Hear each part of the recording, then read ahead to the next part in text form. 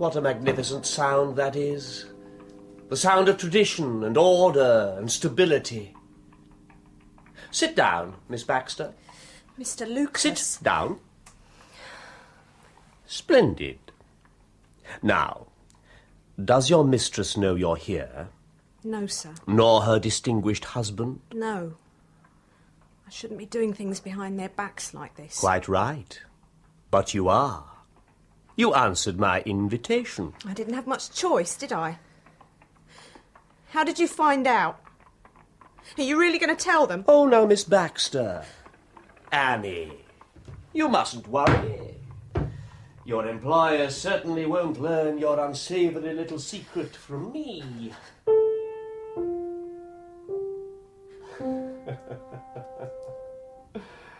Assuming, of course, that we can come to a suitable understanding, you and I. I haven't got any money. Please don't insult my intelligence. Well, then what? You want me to do something? Against the master and mistress? No! Oh, so you do have some brains. Splendid. That will make things so much easier.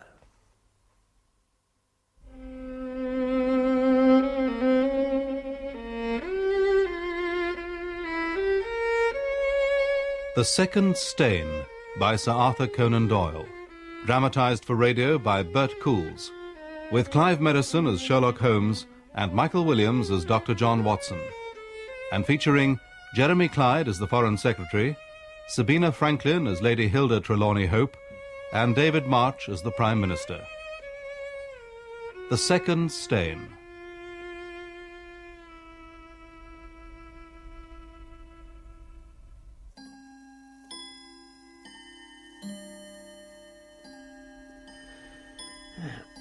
More coffee? Thank you.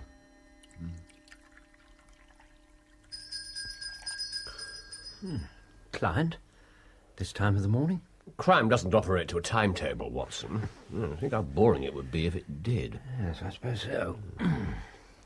Be beautifully tidy, though, wouldn't it?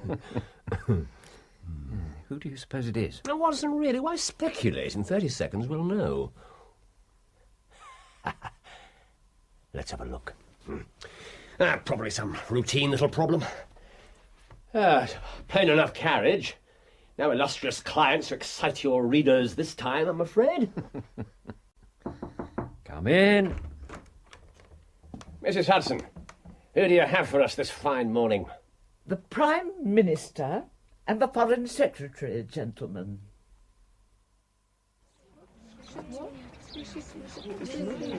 And now I've told you there's nothing to see. Move along there. Clear the pavement.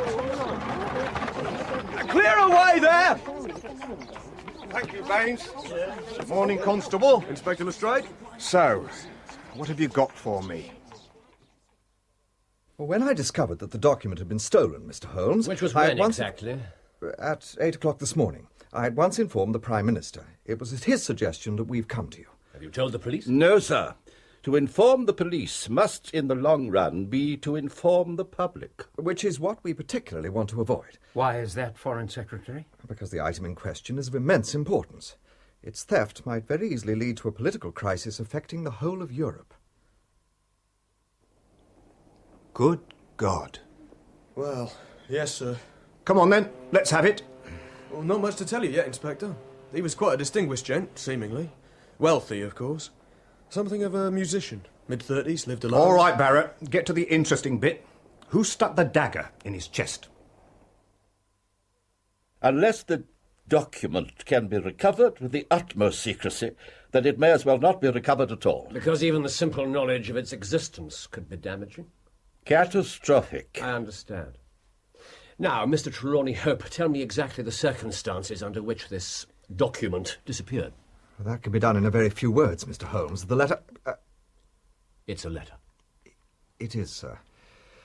A letter of such importance that I never left it in my office safe overnight, but took it across each evening to my house. Whitehall Terrace, Doctor, number 9. Whitehall Terrace, thank you. You kept it where, exactly? In my personal dispatch box. Locked, and the only key is here, on my watch chain. And in which room was the box left? Our bedroom. The letter was there last night. I'm certain of that. You actually saw it? I did, Doctor. I opened the box while I was dressing for dinner. It was there. And this morning, it was gone. What time did you dine? 7:30. How long was it before you went to bed? My wife had gone to the theatre. I waited up for her. It was 11:30 before we went to our room. Then for 4 hours, the dispatch box was unguarded. Well, no one is permitted to enter that room save the housemaid in the morning and my valet and my wife's maid during the rest of the day. They are all trusted servants. No doubt. And besides, none of them could possibly have known there was anything more valuable than usual in the box. Yeah, who did know of the letter? No one in the house. Surely your wife knew. No, sir. Until this morning, I haven't breathed one word to my wife about this matter. Could she have guessed? No, Mr. Holmes, she could not have guessed. And to answer your question, besides the members of the Cabinet, there are 2, possibly 3 departmental officials who know of the letter. No one else in England. But abroad? We believe that no one has seen it save the man who wrote it. Well, well. I must ask you more particularly what this singular document is. The envelope is a long, thin one of pale blue colour. There is a seal of red wax stamped with a crouching lion. It is addressed... Prime Minister, interesting as these details are, my inquiries must go more to the root of things. What was the letter? That is a state secret of the utmost importance. I cannot tell you, nor do I see that it is necessary. I'm sorry, gentlemen, I can't help you. Mr. Holmes? And any continuation of this interview would be a waste of time. Good morning. I'm sorry, Inspector. That's all right, Mrs. Pringle, I understand. How long have you been housekeeper here? 9 years, sir. He was such a good man. Who would want to do such a terrible thing? That's what I want to find out. Now, what time did you go to bed last night? At 9:30, sir. Were there any callers after that? Well, I didn't hear anyone, sir. No one at all. Mr. Holmes, I am not accustomed to being treated in this manner.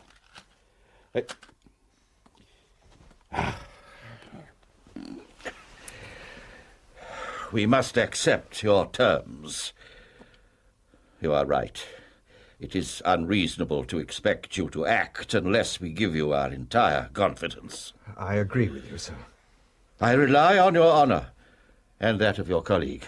You may safely trust us, Prime Minister. I appeal to your patriotism, too.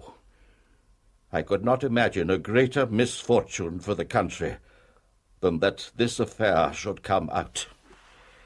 The letter is from a certain foreign potentate who has been ruffled by some of our recent colonial developments. It was written hurriedly and on his own responsibility. It is so provocative that its publication would lead to such a ferment. Gentlemen, within a week this country would be at war. I've been his valet for 3 years. This is a hell of a thing. Get on well, did you? What are you saying? Nothing. Answer the question. Yeah, we got on very well. He trusted me. He used to leave me in charge of the house when he went abroad. Did that happen often?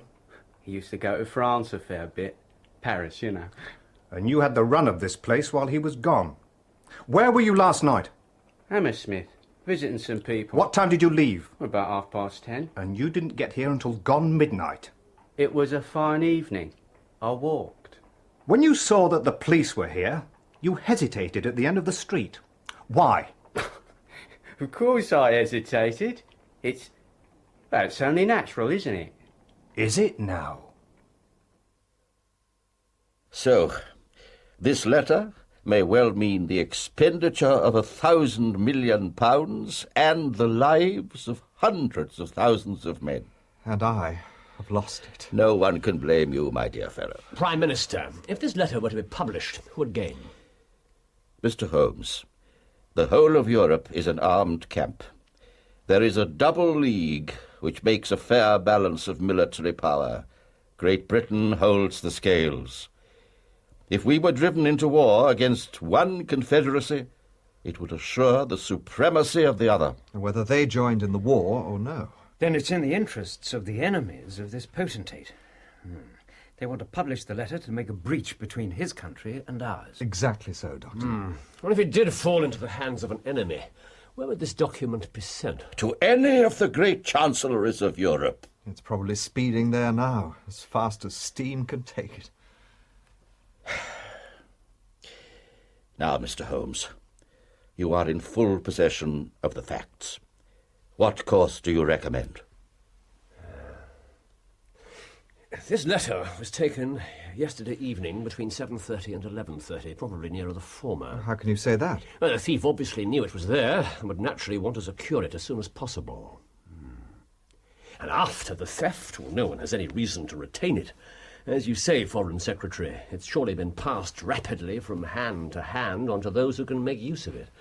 What chance have we now to overtake it, or even to trace it? Your reasoning is perfectly logical, Mr. Holmes, but there must be something we can do. You think that unless this document is recovered, there will be war? I think it is very probable. Then, sir, prepare for war. All right, now, everyone together. Lift! Right, steady there. That's it. Good. That blood's made a pretty mess of the carpet. Get yourself home, Barrett. Oh, you sure, sir? Yes, go on. I'll hold the fort here till the next shift comes on. I want to have a look round anyway. Thank you, sir. Why do you think he was killed, Inspector? Well, not for money. Some of these weapons are worth a mint. Funny sort of hobby, collecting knives. The ways of the idle rich. We'll never fathom them, Barrett. They're a different race. I don't think they expected you to be quite that pessimistic. The second editions. The situation is desperate. Yes, indeed. Yes, but not hopeless. No? No. I may have been over-hasty. Now, think about the chain. Yes, the thief. Now, let's presume for the moment that the thief is one of the Foreign Secretary's household. All trusted The servants. thief, the butler, say, has the letter. Where would he take it? Any one of the great chancelleries of Europe. Well, yes, but our butler could hardly deliver it himself. What then? Well, he'd go, or he'd be instructed to go, to an agent. What sort of agent? An international agent, the sort that specialises in precisely this type of affair. A spy? Exactly. Now, if someone like that has it, well, it's just possible that he hasn't passed it on yet. Even so, what could you do? If we're not allowed to involve the police. International agents. Yes, it's all a question of money with those men. Yes, and I have the British Treasury behind me. You'll buy it? Even if it means another penny on the income tax. Small enough price to avoid a war. Oh, yes, indeed. Yes, there are only 3 agents in London capable of playing so bold a game. I'll go round and check on each of them. Oberstein, La Rothiere, and Eduardo Lucas. Is that Eduardo Lucas of Godolphin Street, Westminster? Yes? You won't see him. Why not? He was murdered last night. Stabbed through the heart with an Indian dagger.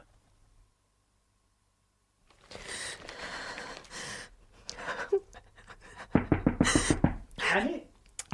Annie, are you all right? Yes, Mr. Fenton. For goodness sake, her ladyship will be back any minute. What in the world is the matter with you?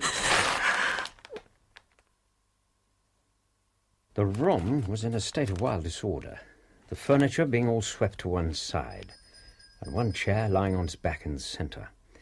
Beside this chair, and still grasping one of its legs, lay the unfortunate tenant of the house.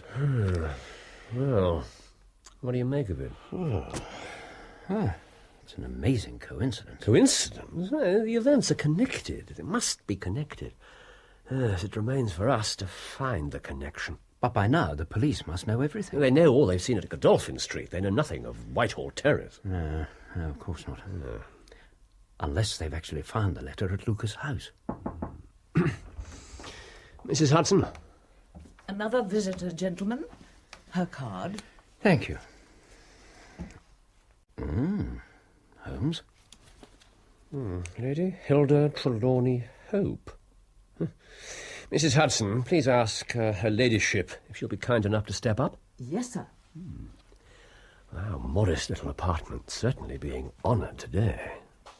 What do you know of her? Only what all England knows. Youngest daughter of the Duke of Belminster. Married Hope some 5 years ago. Big society wedding, naturally. Naturally. And the loveliest woman in London. So they say. Well, here's your chance to verify the rumours. Lady Hilda Trelawney Hope, gentlemen. Good morning, madam. I am Sherlock Holmes, my colleague, Dr. John Watson. Your ladyship?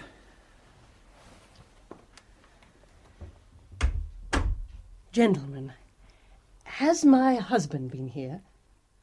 Yes, madam, he has. Won't you sit down and tell us what you want? Oh, allow me. Thank you. No. As you prefer. Mr. Holmes, Dr. Watson, I will speak frankly to you in the hope that you will speak frankly in return. There is complete confidence between my husband and me on all matters save one. That one is politics. Indeed. Now, I'm aware that there was a most deplorable occurrence in our house last night. I know that a paper has disappeared. My husband has told me that much. But he refuses to take me into his complete confidence. I beg you to tell me everything. Your ladyship asks the impossible. You must tell me what has happened and what it will lead to. What was this paper that was stolen? If your husband sees fit to keep you in the dark, is it for us to tell you? We have only learned the truth under the pledge of professional secrecy. Mr. Holmes, I assure you that your client's interests would best be served by taking me into his complete confidence. If only he would see that! Gentlemen, you must tell me. Madam, it is your husband you must ask. I have asked him. I come to you only as a last resource. We cannot help you. Very well. But without telling me anything definite, Mr. Holmes, would you enlighten me on one point? What is it? Is my husband's political career likely to suffer through this incident? Unless it's set right, it may certainly have a very unfortunate effect. In the first shock of this disaster, my husband did let one thing slip. Am I correct in thinking that there will also be terrible public consequences? If he said so, I certainly cannot deny it. Then I will take up no more of your time. Do not think badly of me. All I wish is to share my husband's anxieties. Your ladyship? I beg you, say nothing to my husband of this visit.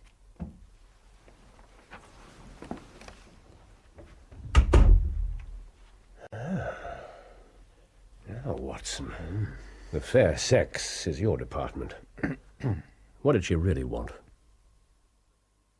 Look, Inspector, how much longer are you going to keep us hanging round in here? I've got things to be seeing to. And so have I. There's so much to do. People to inform, arrangements to make. You know how it is. Oh, I know how it is, Mitten. I know exactly how it is.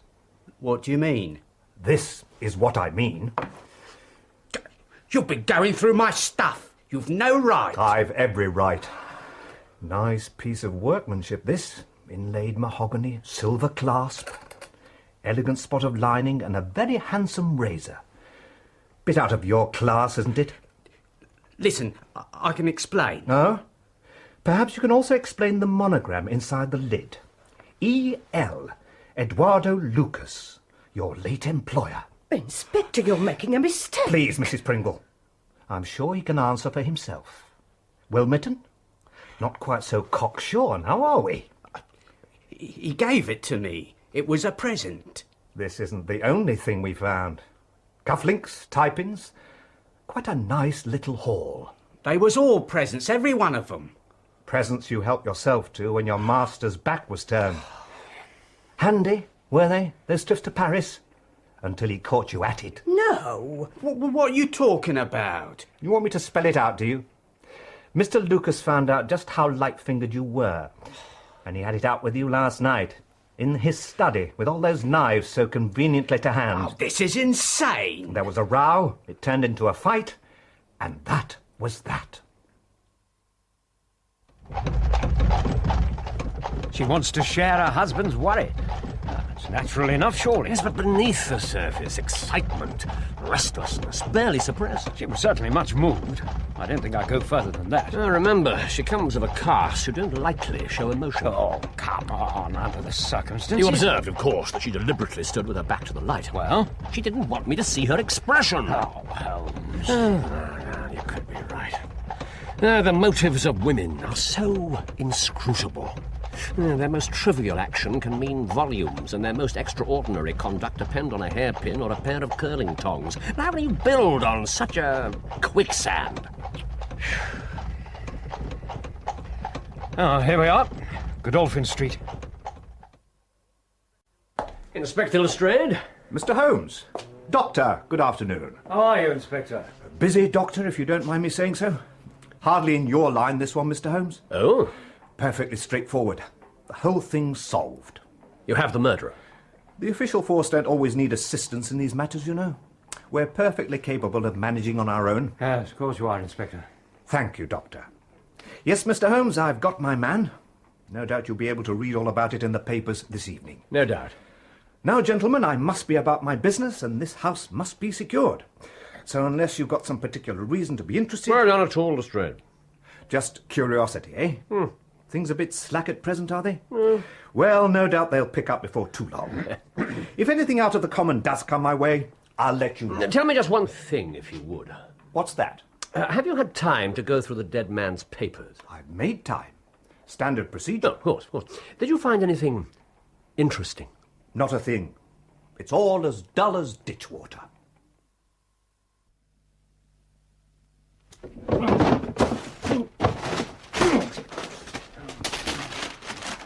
Oh. Look, I know things are looking bad, but you really must fight Doctor, please, don't tell me to relax. I was about to say eat something. No, not yet. You haven't touched the thing for a day and a half. Making yourself ill isn't going to help. And neither is that. Not at the rate you're getting through them. You've not heard any news at all? No, nothing. Ah, the Lucas case. Still in all the papers. Died 2 days ago and not forgotten yet. Holmes, do you want to hear or not? I've seen it. Lestrade has let the valet go. Lack of evidence. So surely you weren't surprised. No, not at all. Did you see that they've gone through all of Lucas' effects? Yes, and found nothing out of the ordinary. Yes, I've seen it all. There is something new this morning. Information that came out of the inquest. Huh? They've not uncovered his true occupation? No. Yes, I thought not. Too well concealed, buried away under the glittering surface. Glittering is right.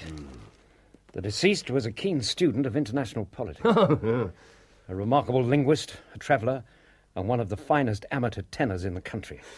His habits were regular, his personality charming, his conduct inoffensive. His relations with women... Yes, what did it say? His relations with women appear to have been promiscuous but superficial.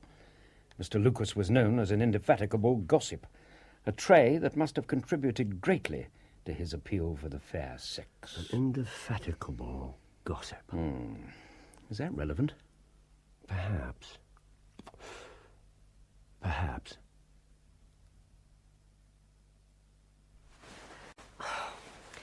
Annie, where are my gloves? Oh, here, my lady. What do you mean by keeping me waiting? Sorry, my lady, here you are. You stupid girl, not these, the plain white. What's the matter with you lately? I'm sorry. I've not been well, that's all. I'm sorry. And for pity's sake, stop apologising every 5 minutes. Your ladyship. Shall I get the other gloves? No, these will have to do. I'm in a hurry. Now listen carefully. Tell Fenton that if my husband returns from the house before I'm back, he's to say I'll be in before 9. You understand? Before 9. Yes, your ladyship. And for the love of heaven, try to pull yourself together, girl. Whatever's the matter with you, do something about it.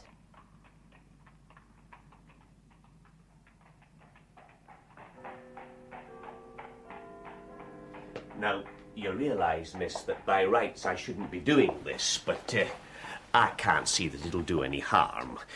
Now, this is the room where it happened. You've no need to fret. He's no here anymore, but everything else is just the way it was. Ready?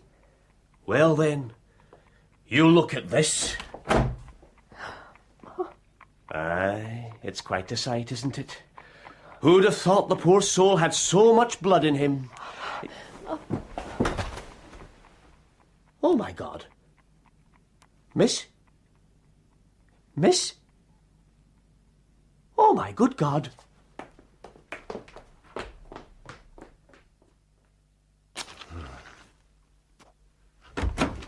Listen to this. Sensational development in the Lucas case. What is it? Killer identified. Who was it? Anyone relevant to us? No, I'm afraid not. It was his wife. His wife? I thought he was unmarried. Yes, so did his host of lady friends. He was married in Paris under the name of Henri Fournet. A double life. You remember, he was often abroad for months at a stretch. It seems that Madame Fournet has just been diagnosed as insane. Wait. Yes. Mania of a dangerous and permanent form, attacks of frenzy. The French police discovered that she'd just returned from a visit to London. And apparently she was actually seen outside the house. Here. There, you see? Doesn't help us much. Oh, surely it's final as regards the man's death. The man's death is a mere incident, a trivial episode. Holmes, no man's death is trivial. Well, in comparison with our real task, to trace this document and prevent a catastrophe, only one important thing has happened in the last 3 days, and that is that nothing has happened. I get reports hourly from Mycroft. There's no sign of trouble anywhere in Europe. So at least we know that the letter can't be loose. But if it isn't loose, then where can it be? Who has it? Why is it held back? And that's the question that beats in my brain like a hammer. So do you think it was a coincidence, after all, that Lucas was killed on the night of the theft? Did the letter reach him? If it did, why isn't it amongst his papers? Did this mad wife of his carry it off with her? Is it in her house in Paris? Perhaps we should go to Paris. Well, how could I search for it without arousing the suspicions of the French police? This is a case where the law is as dangerous to us as the criminals are. It does seem as if every man's hand is against us. But the interests at stake are colossal. Watson, if I bring this to a successful conclusion, it will certainly be the crowning glory of my career. Yes, Mrs. Hudson? Another telegram, Mr. Holmes. Yeah. My latest news from the front. Holmes, that's in extremely bad taste. I'm wrong. It's from Lestrade. He says he's found something that will interest us. Well, it's a trifle, really. But the sort of thing you take an interest in. Queer, you know. Freakish, even. What is it, Inspector? Now, you know, after a murder, we're always careful to keep things in their exact position. Nothing's been moved. A constable here day and night. Standard procedure. Yes. Well, now that our French friends have solved it for us, the whole matter's closed. So we thought we could tidy up a bit. And when we lifted up this carpet, do you know what we found? What did you find? You'll never guess in 100 years. Tell us, Inspector. I'll show you, Doctor. Look at the bloodstain on the carpet there. What about it? Well, a good deal of blood must have soaked through, mustn't it? Yes, of course. Then you'll be surprised to see this. There's no corresponding stain on the parquet underneath. No stain. But the bottom of the carpet is marked as the top. There's got to be a stain. Now I'll show you the explanation. No stain on the woodwork. Look, there is a second stain, but it's over here, under this corner. What do you make of that? Simple enough. The two stains did correspond, but the carpet's been turned round through 90 degrees. Exactly. But what I want to know is this. Who shifted the carpet and why? Mr. Holmes? Lestrade, the constable outside. Has he been on duty there all the time? Him and one other, in shifts. There's an excellent chance. Talk to him. Interrogate him. Do you think he moved the carpet? I think he knows who did. Tell him you know that someone's been in here. Say that a full confession is his only chance of forgiveness. By George, if he does now, I'll have it out of him. Thank you, Mr. Holmes. Constable Macpherson? Now, Watson, now, the carpet.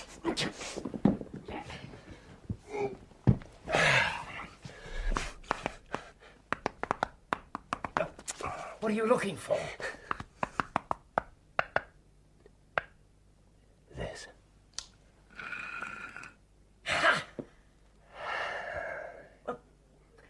Aren't you going to look inside? No. No? But is it there? Watson, of course not. Holmes. Quick, get it back again. Yourself lucky you're not explaining to the Chief Constable. Get in here, Macpherson. Inspector. Let these gentlemen hear about your inexcusable conduct. I meant no harm, sir, I'm sure.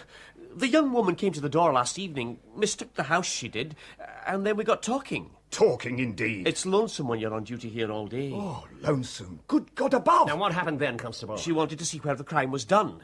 She'd read about it in the paper, she said. I saw no harm in letting her have a peep.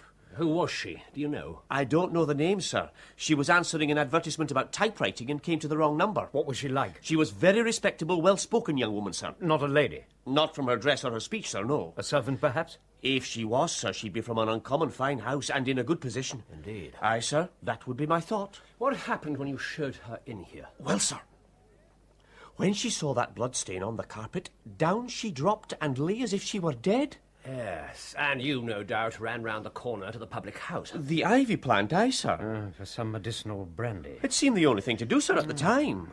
Only, by the time I brought it back, the young woman had recovered and was off. Ashamed of herself, I dare say. Didn't want to face me. Yes, no doubt. Now, Constable Macpherson, did you move the carpet? I straightened it out a touch, yes, sir. You see, it had got a bit rumpled. Yes, of course it had. Thank you, Constable. Sir. Let this be a lesson to you that you can't deceive me, Macpherson. No doubt you thought that your breach of duty would never be discovered, but a mere glance at that carpet told me that someone had been let into this room.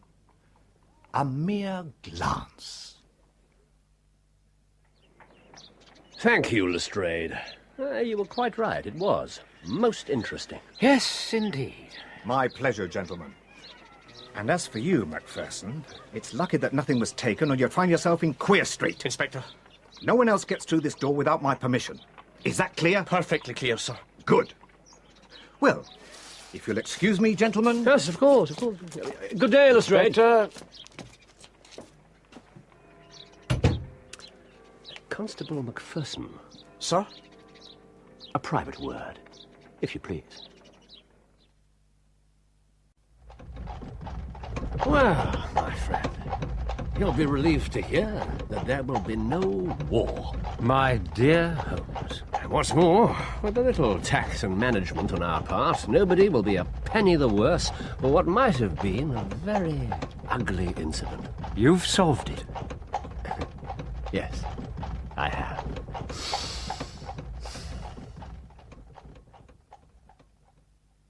Mr. Holmes? Dr. Watson? Lady Hilda? Mr. Holmes, this is most ungenerous of you. I explained that I wanted to keep my connection with you a secret, and yet you openly come and visit me in my own house. Unfortunately, madam, I had no possible alternative. Indeed? Indeed.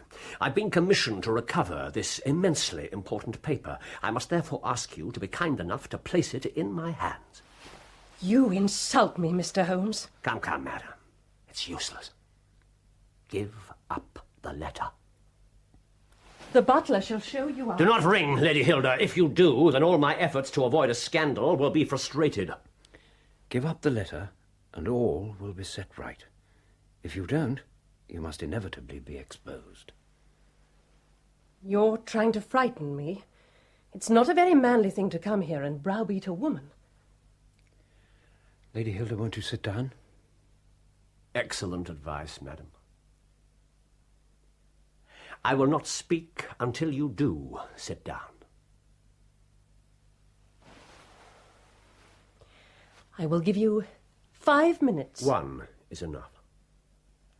I know that you removed the document from your husband's dispatch box and gave it to Eduardo Lucas.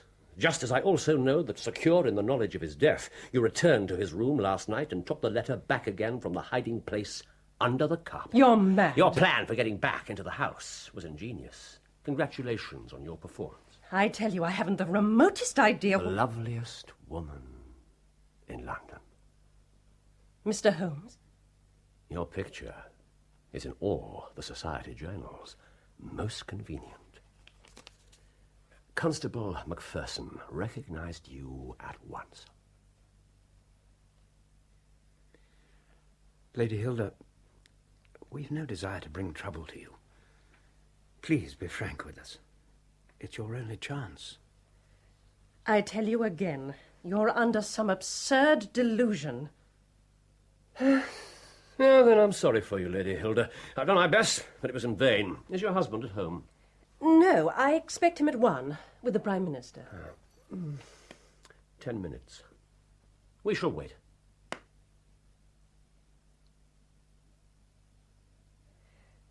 Yes, you're right. You're right in every detail. Though how in the world you found out? You can't know the relief to admit it at last. You may believe this or not, gentlemen, as you choose, but it was for my husband I did it. I'd cut off my right hand before I gave him a moment of sorrow. For heaven's sake, don't tell him. It would break his heart. Where is the letter?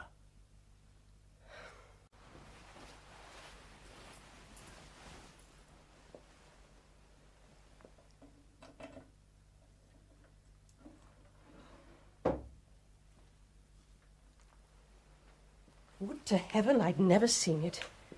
Here it is. Now, where's the dispatch box? Does your husband have it with him? No, not this morning. It's still in our bedroom. Take us there. Quickly, give me the key. Mr. Holmes. The duplicate key, the one you used before. I threw it away. I couldn't bear to have it in my possession. Madam.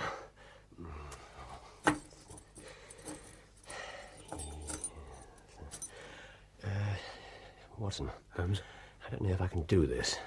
Be so good as to keep a check on the time for me. Just gone 7 minutes to 1. 7 minutes to 1.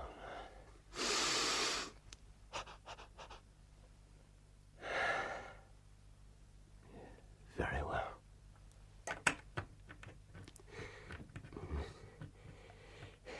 Lady Hilda. Mr. Holmes. Some details of this affair are still not clear to me. I presume that Lucas was blackmailing you. Yes, that was the exact case. He had a letter of mine, a very foolish letter written before my marriage, to a friend. I meant no harm, but my husband would have thought it criminal. 6 minutes, Holmes. When Lucas contacted me, I thought he wanted money. I was wrong. It was to be an exchange. If I gave him Arthur's letter, he would return mine. I should dearly love to know how that man laid his hands on it. In cases of this sort, I'm afraid it's usually through someone on the household staff. I would have sworn to their loyalty. It's possible that Lucas had some hold over one of them. Has any servant shown signs of unusual behaviour recently? My God, Annie, my maid. I've had to speak to her more than once. If it was her, she might well have thought that the murder inquiry would uncover her connection with Lucas. She's probably been terrified. How dare she do this to me? Yes, as I said, to protect some secret of her own. Yes, the threat of scandal is as powerful for a maid as it is for a mistress. Perhaps more so. Hardly, sir. A serving girl dismissed without a character will never get another place. In 2 months she'll be on the streets, and inside 12 she'll probably be dead. Well, Miss Annie stole your letter to buy her own safety, just as you stole your husband's. I tell you, I didn't do it for myself. I did it for Arthur. If Lucas had sent him my letter, he would have allowed himself only one course of action, whatever the public consequences. Our marriage would have been at an end, and with it his honour, perhaps even his career. What was I to do? Take him into your confidence. I couldn't. How did you get the duplicate key? I took an impression of my husband's. Lucas told me what to do. He had the key made. He arranged everything. He knew exactly when the letter would be there and what it would look like. Yes, he had an agent in the Foreign Office, no doubt. He boasted of it. Called the government fools that they could be so easily deceived. But he assured me that no harm would come to my husband, and I took the letter. It was simple. When you returned with it to Lucas? We made the exchange. It was all very formal. Then, as I opened the door to leave, it was like some fearful dream, a woman screaming in French. I turned away from her, and I saw Lucas just closing the secret compartment under the carpet. That's how I knew where it was. Then the woman pushed past me into the room, and I ran. I was happy. I had my letter. If I'd known what the future would bring. Clearly, your happiness didn't last long. The next morning, I realized that all I'd done was exchange one trouble for another. When your husband confided in you about the theft of the letter. Yes, his reaction was so terrible. I knew that Lucas had lied to me. The little you told me confirmed it. My husband's entire future, perhaps even the safety of the realm, was at stake, and I was the cause. All I could think of was getting the letter back. I was terrified that Lucas would pass it on, or sell it, or do whatever he planned to do. And then, presumably, you read of his death. God help me, I rejoiced at it. I knew that the letter must still be where he'd hidden it. All I had to do was get into that room. All. You succeeded brilliantly. Oh, I got the letter. But then I realized the truth. What use was it? I couldn't return it, I couldn't confess, I couldn't do anything. The whole thing had been in vain. No, Lady Hilda. If you hadn't gone back there, if you hadn't replaced the carpet so carelessly in your rush, Holmes never would have seen the truth. So now, God willing, we can set everything right. Time. 2 minutes to 1. Oh, Mr. Holmes. Fear not, your ladyship.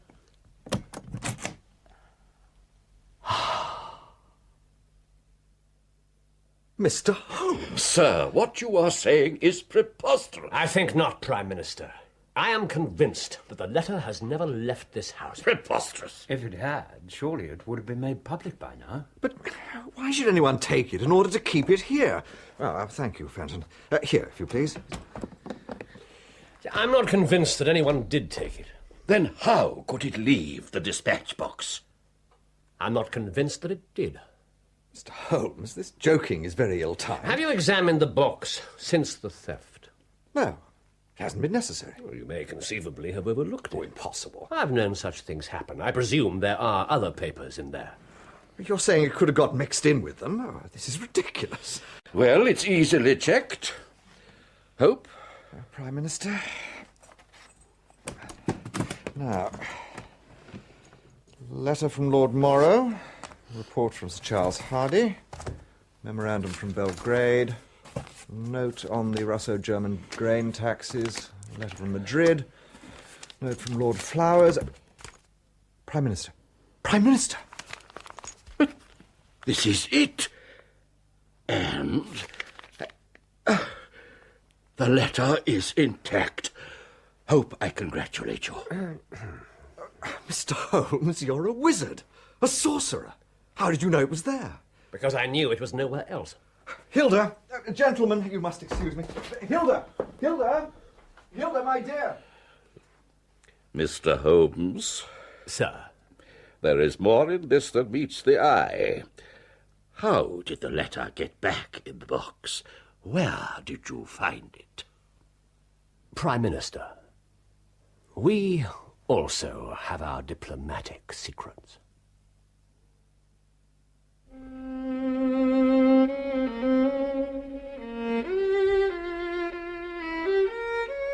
In The Second Stain, Sherlock Holmes was played by Clive Merrison and Dr. Watson by Michael Williams, with David March as the Prime Minister, Jeremy Clyde as the Foreign Secretary, and Sabina Franklin as Lady Hilda Trelawney Hope.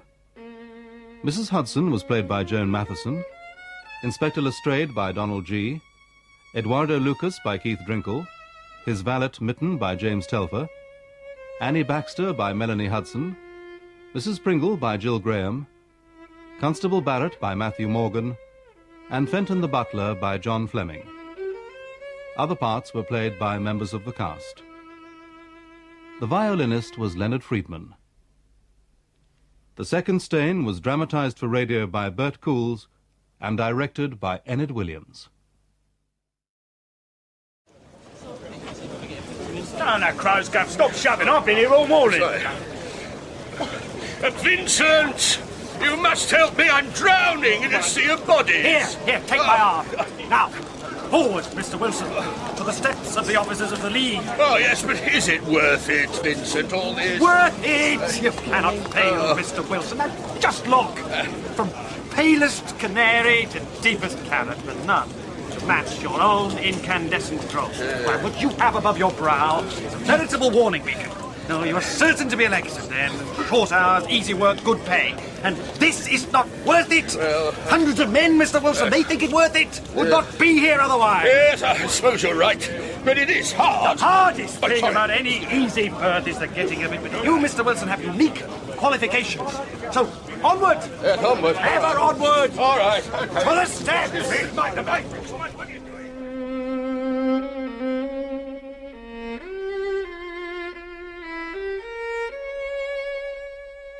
The Red-Headed League by Sir Arthur Conan Doyle.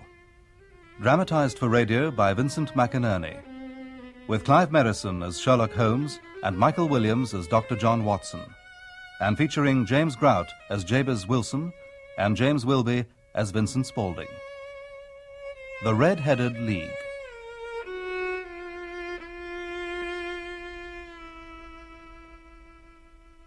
Passing down Baker Street one Saturday morning in the autumn of last year, that is to say 1890, I decided to look in on my old friend Sherlock Holmes at number 221B. Admitting myself, I began to mount those familiar 17 stairs, wondering as I did so who or what I might find in his rooms. For the great detective, as you are no doubt aware, drew like a magnet all kinds and conditions of men and women, many of them as singular as their problems. Holmes! Why, Holmes, I had no idea. Perhaps I shall wait in the other room. No, no, my dear Watson, come in, I beg of you. You could not have arrived at a better time. Allow me to introduce Mr. Jabez Wilson, a pawnbroker with premises in Coburg Square, near the city. Mr. Wilson? While Dr. Watson, Mr. Wilson, has been my partner in many of my most successful cases, and will no doubt be equally indispensable to me in yours also. Servant, Doctor. The case itself, Watson, promises to be one of the most unusual to yet come to my attention. Indeed, Mr. Wilson has begun a narrative which seems to bear out my observation that the strangest and most compelling events often leave room to doubt whether a crime has been committed at all. But you must hear for yourself from Mr. Wilson's own lips. So unique is the train of circumstances he's begun to describe. At this, the portly client puffed out his large chest and simultaneously ran his finger down the advertisements in an old newspaper pulled from his greatcoat pocket. As he did so, I attempted, after the fashion of my companion, to read any indications which might be presented by his dress and appearance. An average British tradesman, I thought, obese, pompous and slow. Grey trousers, black frock coat, drab waistcoat, brassy Albert chain with square piece of metal dangling from it, faded top hat and overcoat. Nothing remarkable was my initial conjecture, but his blazing red head and expression of extreme discontent. However... To add to your own thoughts, Watson has done manual labour, takes snuff, is a Freemason, has travelled to China, and, of course, has written a lot lately. Why, Mr. Holmes, how in the name of good fortune did you know all that? Even as to the fact I started as a ship's carpenter. Your right hand, my dear sir, quite a size larger and more developed than your left. Ergo, you worked hard with it. Then your arc and compass breastpin denoting your Masonic order. China, of course, we get from Watson. That square piece of metal on your watch chain, Mr. Wilson, a Chinese coin, perhaps. Exactly. While as for the writing, what else could have produced that shiny 5 inches or so on the cuff of his right sleeve, where he rests it upon the desk? Well, I never. I thought at first, Mr. Holmes, that you'd done something clever. Now I see there's nothing to it at all. Watson, I begin to think I make a mistake in explaining, and my poor little reputation will suffer shipwreck if I continue to be so candid. But I interrupt your flow, Mr. Wilson, so begin again, I beg of you. Yes, well, as I was saying, Mr. Holmes, I have a small pawnbroker's near the city. It's not a large affair, and, to be honest, not of late a particularly flourishing one. You're there alone, Mr. Wilson? Well, almost. A widower, you see, Doctor. Never any children. Just a 14-year-old girl does a bit of cooking and cleaning. Mm-hmm. Assistants? Well, one time I had 2, but now, well, it's just one. I can't really afford him, except he comes for half wages to learn the business. That is an obliging youth. And his name? Spaulding. Vincent Spaulding. Though he's not such a youth. It's hard to put an age on him, really. But as for willing, and smart, too, he's very smart. In fact, could earn elsewhere twice what I give him. But if he's happy with me, why should I put ideas into his head? That's what I say, Miss Holmes. Why, indeed. You are a lucky man. Oh, he's had his faults, too. There never was such a fellow for photography. Always snapping away with his camera when he could be improving his mind. And then diving down into the cellar. I allow him to use it as a developing chamber. This assistant, Mr. Wilson, does he still favour the wet collodion method for developing, do you know? Or has he gone over to the gelatina bromide process? I've an interest myself. I've no idea, sir, no idea. I never goes down there because of the light. He's very particular about the light, or lack of it, which condition he claims he must have. I can't afford to lose him, so I humour him and leave the cellar as his particular and private domain. I don't know that Vincent Spaulding isn't almost as remarkable as your advertisement. Speaking of which... Yes, the advertisement. Well, gentlemen, it was just this day, 8 weeks ago, and there am I, sitting in the back office, business not being brisk, you might say, listening to the bird and poking the coals, when suddenly... Wilson! Wilson! There you are. And here is your paper. Oh, heaven knows how you concentrate with all this blessed ticking. Clocks go with pawnbrokers, Mr. Spaulding, like sails with ships. You'll learn. Well, I've certainly learned something from this paper. Lord, if I were a red-headed man. Red-headed? Why? What is it? Well, another vacancy on the Red-Headed League. Worth quite a small fortune to whoever gets it. And with there being more vacancies than men who qualify, well, I hear the trustees are at their wits' end what to do with the money. A league? Did you say, Mr. Spaulding, of redheads? You've never heard of them? That I do find strange. Let me put a kettle on while you read this, and I'll tell you what I know. To the Red-Headed League. On account of the bequest of the late Ezekiah Hopkins of Lebanon, Pennsylvania, USA, there is now another vacancy open which entitles a member of the League to a salary of £4 a week for purely nominal services. All red-headed men who are sound in body and mind and above the age of 21 are eligible. Apply in person on Monday at 11 o'clock to Duncan Ross at the offices of the League, 7 Pope's Court, Fleet Street. What on earth does it mean? Well, as to that, it seems the League was founded by an American millionaire, Ezekiah Hopkins, very peculiar in his ways, and a violent redhead himself. He had no dependents, and when he died, his trustees found themselves charged with providing easy berths for other men of a fiery hue. Surely there are millions who would apply for such a post. Not so many as you might think. Confined to Londoners, I believe, due to the fact that Hopkins began from here. Then, of course, it is grown men only, and with the necessity for a positively volcanic topknot. Like yours, Mr. Wilson. I hear, too, the work is easy. Need not interfere with any other business a man may have. Well, I'm sure that may be so, although... True. What is the quick money against the security of life you enjoy here? The steady income. But there again, if you really feel... Indeed I do, Mr. Wilson. Indeed I do. Applications to be considered from 11 o'clock. Why, it is almost that now. Indeed it is that now. So, your coach, Mr. Wilson, quickly, while I call a cab. Very good. At which point you put up the shutters and set off for Pope's Court. We did. Spaulding was very willing to have a holiday, and as he seemed to know so much about it, well, it seemed only fair to take him with me. Very fair. And absolutely essential, I'd say. Wouldn't you, Watson? Oh, undoubtedly. You went via Fleet Street, I take it, Mr. Wilson? I did, Doctor. And I tell you, when we got there, such a sight as I never saw before, nor hope to see again. From north, south, east and west, every man who had a shade of red in his hair seemed to have gathered to answer the advertisement. Fleet Street was choked to the pavements, while Pope's Court looked like a fruit barrow full of blood oranges. There were so many redheads packed side by side. Straw-coloured, lemon, orange, brick, Irish setter, liver, clay. I was for giving up in despair, but Spaulding pointed out that there weren't many with that real vivid flame-coloured tint I have. And then, dragging me by the arm, pushed and pulled and butted me through the crowd and right up the steps to the office. There was a double stream on the steps, some going up in hope and some coming down in despair. No, be that as it may.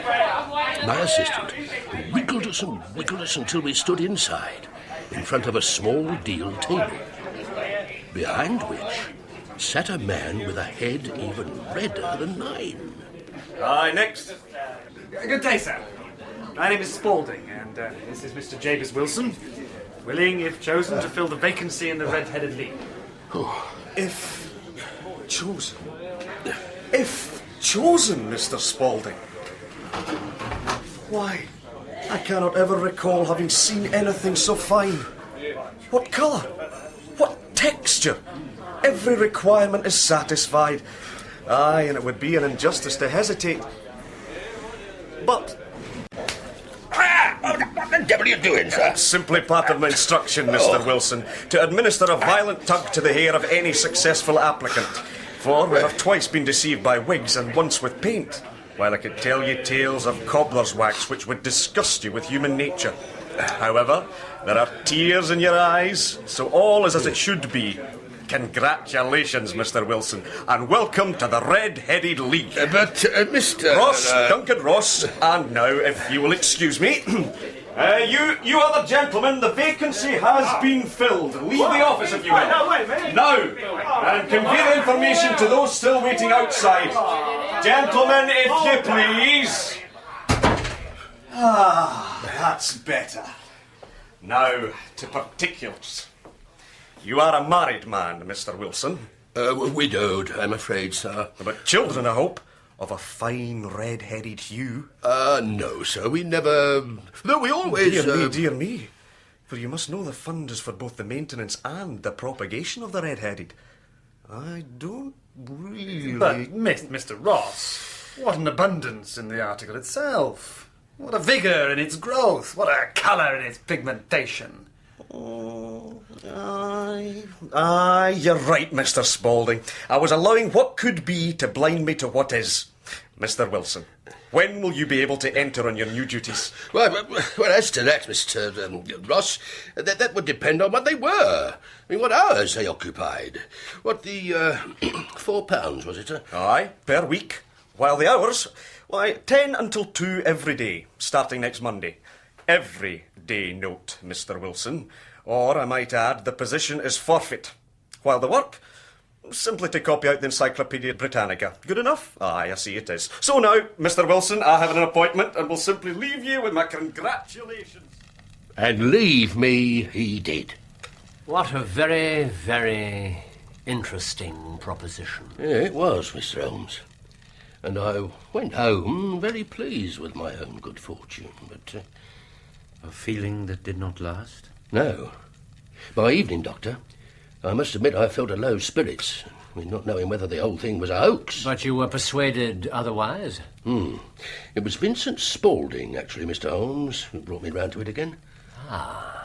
So, the next morning, I bought a bottle of ink, a quill pen, and 7 sheets of foolscap, and started out for Pope's Court.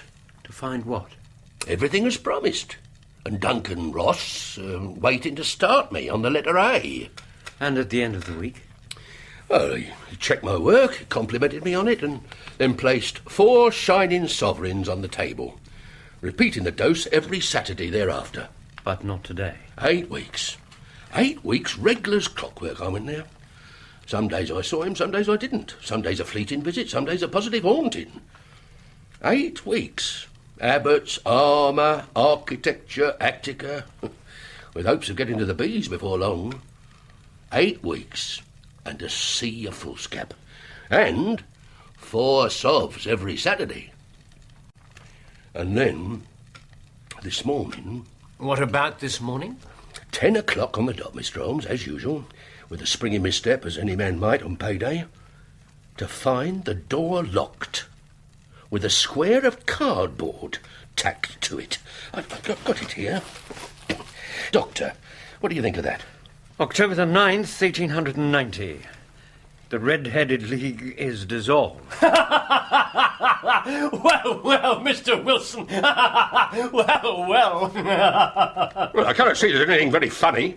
And if you can do nothing better than laugh at me, I'll take myself elsewhere. No, Mr. Wilson, I beg you, reseat yourself. I really wouldn't miss your case for the world. It's most refreshingly unusual. But there is, if you'll excuse me saying so, something just a little funny about it. But I realise also it must have been very annoying. You were, I take it, Mr. Wilson, very annoyed. Well, staggered is the word, Mr. Holmes. Staggered.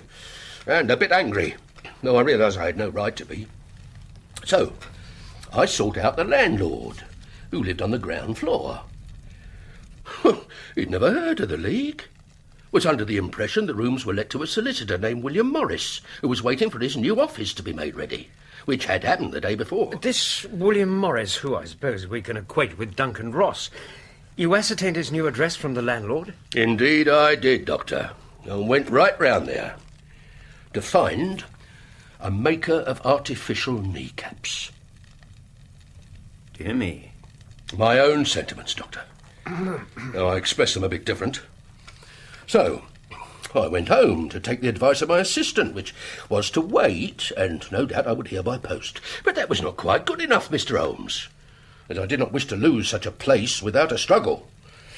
And, as I'd heard you were prepared to give advice to poor folk who needed it, I turned to you. And you did very wisely, for your case is a remarkable one. And it's possible graver issues hang from it than might at first sight appear. Well, grave enough. Well, I've lost £4 a week. On the other hand, you've taken some £30 from this extraordinary league, to say nothing of the minute knowledge which you've gained on every subject that comes under the letter A. And now, Mr. Wilson, I feel it's time to review a few facts, after which I shall ask one question. Now, first the facts. You advertised for an assistant and a number of applicants turned up. From this number, you chose Vincent Spaulding. Why? Why? Because although obviously willing and exceptionally intelligent, he was prepared to come for what amounted to half wages. A man like that needs to be considered, to be brought under the microscope and have questions asked about him. Or at least one question, which is, what, Mr. Wilson, does Vincent Spaulding look like?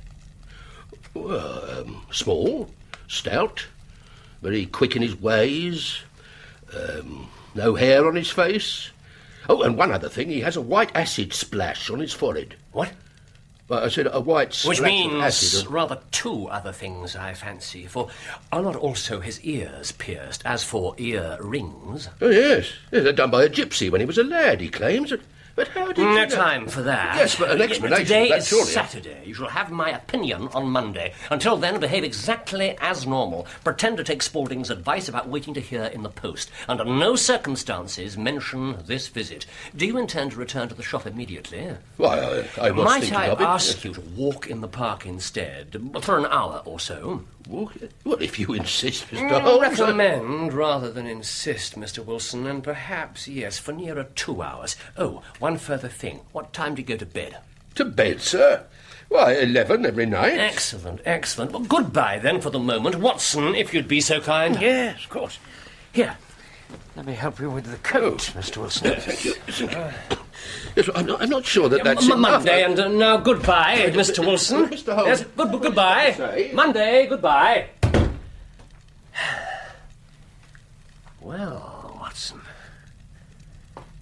what do you make of it all? Frankly, Holmes, very little. It all appears very mysterious. So it is. In fact, it is quite bizarre. Though, as a rule, the more bizarre a thing is, the less mysterious it proves to be. But I must, I feel, be prompt over this particular matter. Then what do you intend to do? To smoke. It is quite a three-pipe problem. And at that, he immediately curled himself up in his chair, with his thin knees drawn up to his hawk-like nose, his eyes closed, and the black clay pipe thrusting out like the bill of some strange bird. I had come to the conclusion he had dropped off asleep, and indeed had myself begun to. Watson! Watson, wake up! Holmes, what is it? Sarasate, Watson. Place today at St. James's Hall. Now, do you think your patients could spare you for the afternoon? Oh, I suspect so, Holmes. But whether my wife... Nonsense, my friend. Mrs. Watson is a veritable mine of understanding. True, although I'm not sure in Mary's case that to understand all necessarily means to forgive all. However... Good man. Then first to the city, Coburg Square to be exact, then lunch and then music. I notice it's mainly a German programme, all to the good. German music, as you're no doubt aware, is introspective to a high degree, and today I would introspect.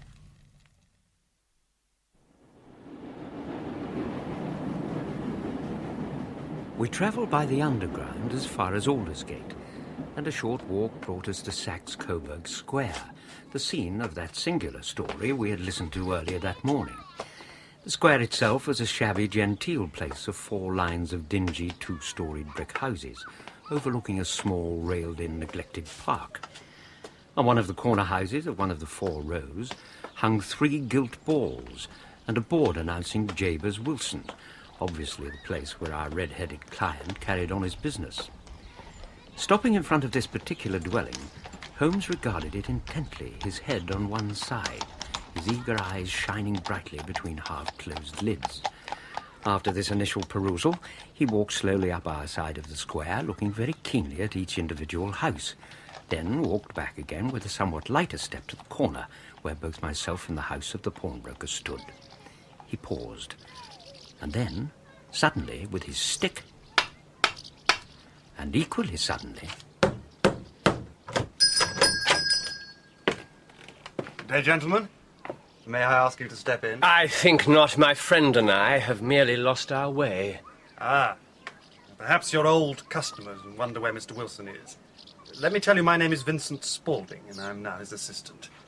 However, I have his complete confidence and pride myself on my discretion, given the delicate nature of our business here.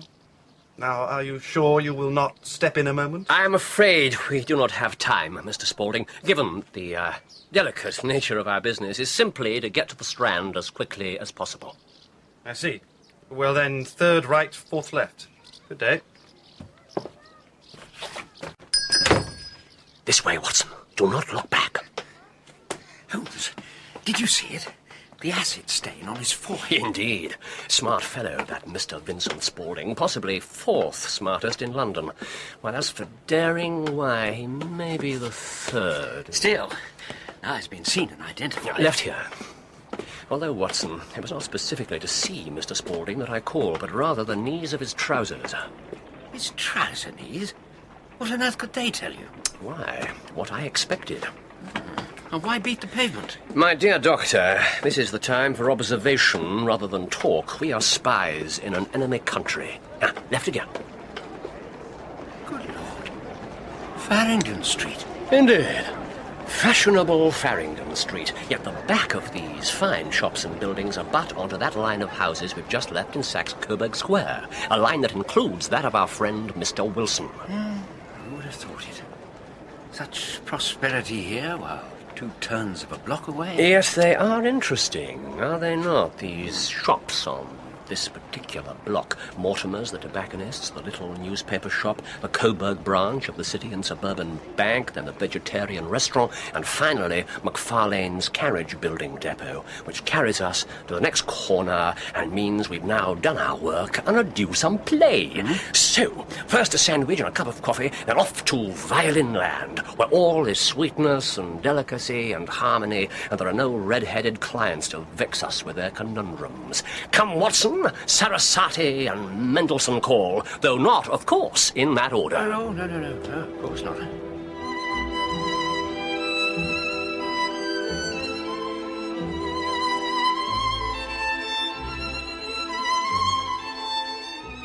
Once in St. James's Hall, my friend became a different man.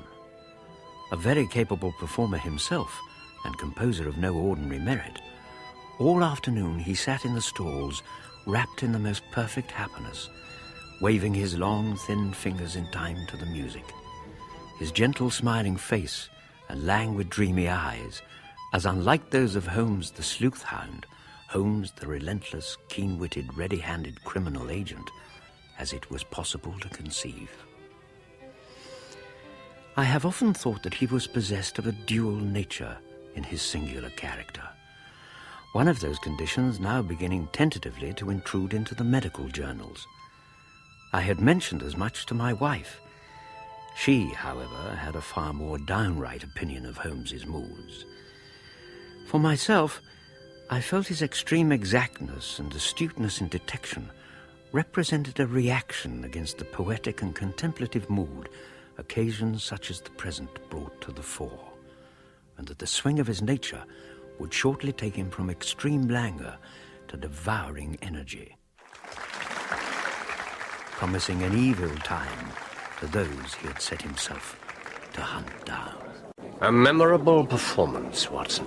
Both soothing and invigorating. Ever the hallmark of great art. And now you wish to go home, no doubt? It would be as well, Holmes. Arrangements pertaining to my practice, you know. And, of course, Mary. Yes, well, I, too, have arrangements to make regarding, as it were, my practice. The Coburg Square business is serious. I believe a considerable crime is being contemplated. I think we'll be in time to prevent it, but it being Saturday complicates matters. Be that as it may, one thing is sure, that I will need your help tonight. Ah, at what time? 10 o'clock, at Baker Street. I shall be there. Ah, good man. Oh, and Watson. Yes, Holmes? Come armed. And with that, Holmes vanished into the crowd as if he had never been. For my part, I made my way home to Kensington and my wife. Mary, bless her, had rightly guessed where I had been and with whom, yet chid me no more than to accuse me of marrying her under the false pretense that while all the world believed she held my heart, in reality it belonged to Holmes. We passed the early part of the evening quietly and after our usual fashion. For me, an open fire, an armchair, and a good book, while Mary sat quietly at a work-table bent over some sewing. Then, as 9 struck, I made preparations to leave. Marking and closing my book, I lifted the bull pup onto my vacant chair, better to guard its mistress. Then, taking down my overcoat, I slipped my service revolver into the right-hand pocket, said my farewells, and so set off. I crossed the park and entered Baker Street to find the door of 221B open and a pair of hansoms waiting.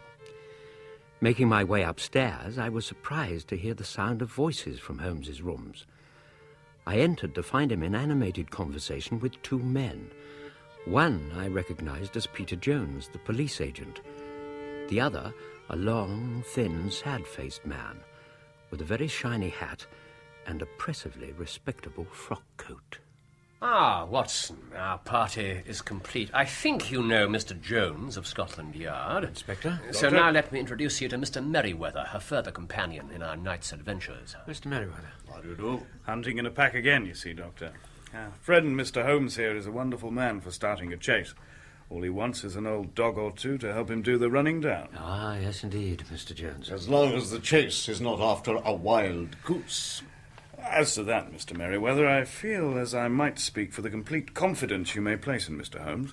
His methods, true, are sometimes fantastical, but I hope you won't mind me saying so. He has the makings of a detective in him. And I'll go even further. It's not too much to say that once or twice he has been more nearly correct than the official force. My dear Jones, praise indeed. All very well, but this is the first Saturday in 27 years I've missed my rubber of whist, and I am a man of settled habits. You may console yourself, Mr. Merryweather, with thought of the stakes you'll be playing for later this evening, which will be far more exciting than you've ever known heretofore. As for you, Jones, the prospect is of a man you've been waiting to lay your hands on for a long time now. Yes, John Augustus Clay, nephew of a royal duke, Eton and Oxford, then murderer, smasher, thief and forger. Good heavens, Holmes. Almost impeccable credentials. Even for you. If you will permit an observation from one who may perhaps seem a layman, doesn't this, Mr. Clay, seem rather too well known to be still at liberty? Bless you, sir, that's just it. Crack a crib in Scotland one week, raising money to build an orphanage in Cornwall the next. A strange mixture of saint and sinner, and cool as a cucumber. Why, I've never set eyes on him yet, though I've been after him for years. Though you, I trust, Mr. Holmes, may perhaps be able to recognize him should you see him. He has a white acid scar on his forehead, received when he and some Confederates were making a set of forged plates completely to undermine the currency of Patagonia. One of Clay's colleagues took exception to what he considered Clay's high-handed, aristocratic mien and threw a beaker of acid at him. So, Mr. Merryweather, not only will I recognize Clay, but firmly hope to introduce you to him before the evening is out. But now it's past 10. Watson, my hunting crop from the wall, if you will. Then, gentlemen, the hansoms. At the beginning of our drive, as we rattled through an endless labyrinth of gas-lit streets, Holmes was not very communicative, preferring, it seemed, to lie back, humming snatches from the works we had heard earlier that afternoon. Then suddenly, he began one of those curious semi-monologues during which, although I was present, he spoke almost as if to himself, and without ever looking in my direction. The half-smile that had crossed Merryweather's face when Holmes had described Clay's aristocratic mien came ironically to my mind. Something of a fossil, old Merryweather. Jurassic period, perhaps. But for the £30,000 interest in all this, we must have him along, I feel. £30,000, Holmes? Who is he? Jones, I also consider it well to have with us. Not a bad fellow, though an absolute imbecile in his profession. However, as brave as a bulldog and tenacious as a lobster. Ah, we've turned into Farringdon Street. Stop here, cabby. And Merryweather? Why, tonight, Watson, he is simply our guide to the underworld. And leaving the hansoms, we followed Merryweather into that same underworld. First, he conducted us down a narrow way. Then, through a side door he opened with a large key. Then through a massive iron gate. Then, with a lantern he lit, down a dark, earth-smelling passage. Then a further massive door, which he opened with an even larger key. And being passed through that, we stood in what seemed a vault or cellar, piled round with crates and massive boxes. Excellent. Excellent. The lantern, if I may. Jones, check for intruders, if you will. Though our quarry will hardly be astir yet. How we are at present, Doctor, as no doubt you've divined, in the vaults of the City and Suburban Bank, Mr. Merryweather being the chairman of directors of that same establishment. Now. Good. No vulnerability from above. Nor below, Mr. Holmes, if you'll allow me to demonstrate. Merryweather. So it almost sounds hollow. I really must ask you to be a little more quiet, Merryweather. You've already imperiled the success of our whole expedition. Might I beg you to sit in one of the boxes and not interfere? Jones, anything lurking among the crates? Nothing, Mr. Holmes. Good. So... Watson, the lantern here, if you please. Yes. So, gentlemen, by my reckoning, we have an hour or so to wait until our good friend Mr. Wilson retires to bed and Spaulding begins his photographic practices once more with his assistant. For rest assured, this is work for more than one pair of hands.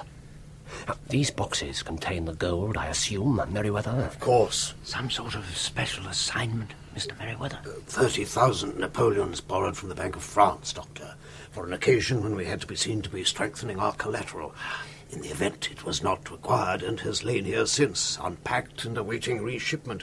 This crate, which Mr. Holmes has adjured me to sit on, contains 2,000 of those same Napoleons packed in lead foil. If you please, gentlemen, that is enough. Now, a final point or two before we begin our vigil. Mr. Jones, have you settled the depositions of your men? 2 of my best waiting outside the front door in Coburg Square. Excellent. Now, gentlemen, in a moment I will draw the screen over the dark lantern, after which time there will be complete silence until I give the word. Jones, stand near my side. Merryweather behind the case. Oh, Watson... These are desperate men and may try to use their guns. If so, have no compunction about shooting them down. Cock your revolver now, which will be the last sound I wish to hear until I give the order to move in. I primed my revolver, laying it in front of me on top of the case. And an instant later, the vault was plunged into utter and suffocating darkness as Holmes covered the dark lantern. Then how very slowly time seemed to move.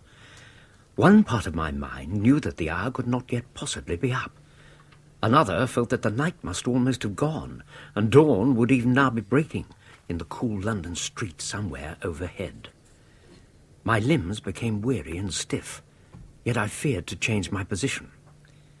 As with the blind, my hearing became so acute that I could, towards the end, come to distinguish the deeper in-breath of Jones from the thin sighing note of the bank director. Suddenly, a needle of light appeared between two of the central floor flags.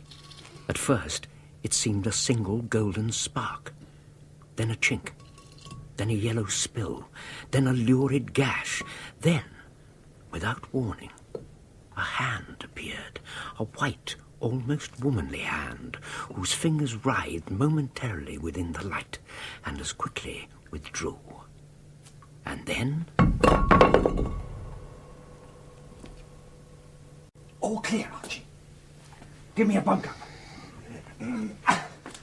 Now the chisel from the bag. And finally you. Here, my arm. A fine hand, Mr. Wilson. What resolution in your arms, subdued passion in your bees. No time for that, Archie. But will the quills last out? That's what I'm wondering. Come on. Up with you. Yeah. Right, my boy. And here you are. And here you will stay. Now, Jones! Jump, Archie! Jump, I'll swing for it! With your mother! No, you don't, Clive! Ow! Take up his gun. It's no use, Clay. Your chance is gone. Perhaps.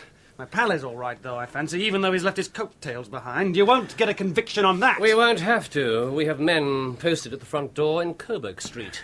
When Archie, alias Mr. Duncan Ross, emerges from this cellar and tries to make a run for it, he will soon find himself occupying another one, though this time in Scotland Yard. Eh, Mr. Jones? But smaller, Mr. Holmes. Smaller and more secure. Not for nothing after all, eh, Mr. Merriweather? So, you are Sherlock Holmes. And you, John Augustus Clay. And did you ever find your way to the Strand, Mr. Holmes, on that piece of business you mentioned? Once I saw the disposition of the buildings in Farringdon Street, not to mention your trouser knees, I realized there was more pressing business nearer home. I see.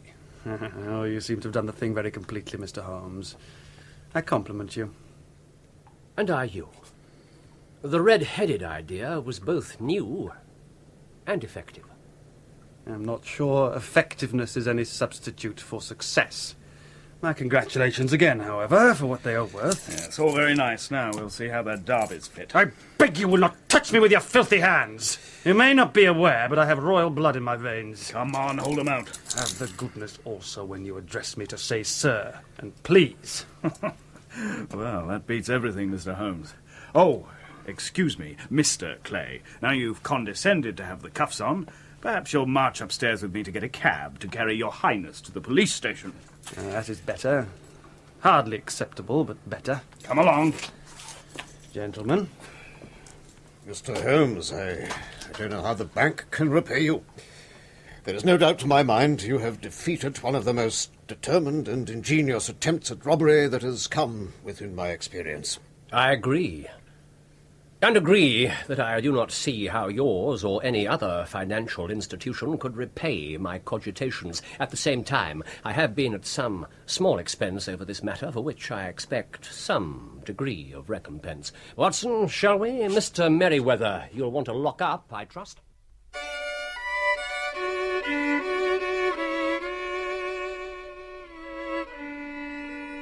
So, why give us so much trouble in the first place? Quite. More whiskey, old fella. Help yourself. Yes. So it seemed perfectly obvious to me that the only possible object of this fantastic business of the advertisement and the copying of the Britannica was to get our not very bright pawnbroker out of the house for a number of hours every day. And as I intimated to Clay, it would be difficult to think of a better idea than the one he eventually pursued. It was probably suggested initially by the colour of the hair of Clay's accomplice, Archie, alias Duncan Ross. So, they fixed upon Wilson's colouring as the line, set £4 per week as the lure, and caught their fish. £4 being nothing to men playing for 30,000. What was it first alerted your suspicions? Clay, Spaulding as he was, coming for half wages? Exactly. Why would someone of Spaulding's undoubted attributes take such a nondescript position? If there had been a woman in the house, I would have suspected a mere vulgar intrigue, but that was obviously out of the question. Yet there had been elaborate preparation and expenditure. But for what? Then Wilson mentioned the cellar. You asked your wonderfully pertinent question about photographic developing, which told us Wilson was totally excluded from that room, and then, the game was on. I must confess I suspected something about the cellar.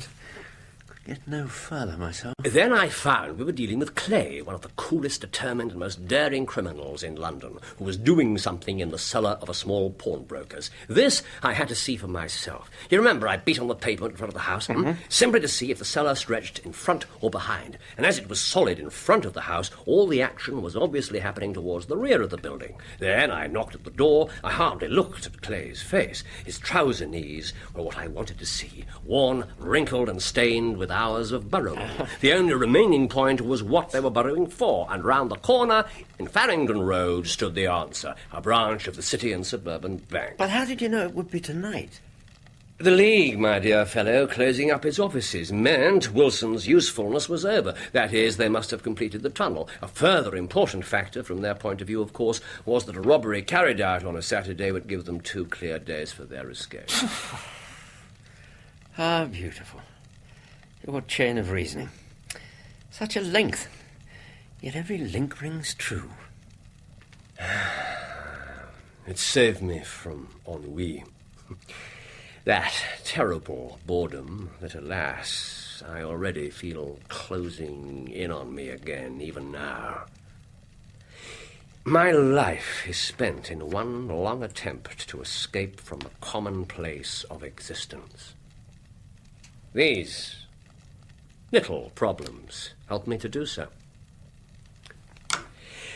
And when there are no problems... Holmes. It is late, Watson. And Mrs. Watson. Holmes, you know how I feel about the cocaine. Man is nothing. It is the work that is everything. As Flaubert wrote to Georges Sand. Good night, my friend. Holmes. Watson. Good night.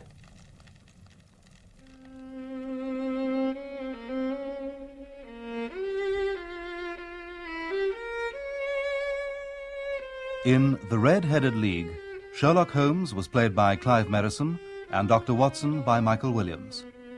Jabez Wilson was played by James Grout and Vincent Spaulding by James Wilby, with Nigel Carrington as Inspector Jones, James Green as Mr. Merriweather, and Sam Graham as Duncan Ross.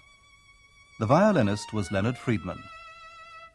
The Red-Headed League was dramatized for radio by Vincent McInerney and directed by Patrick Rayner.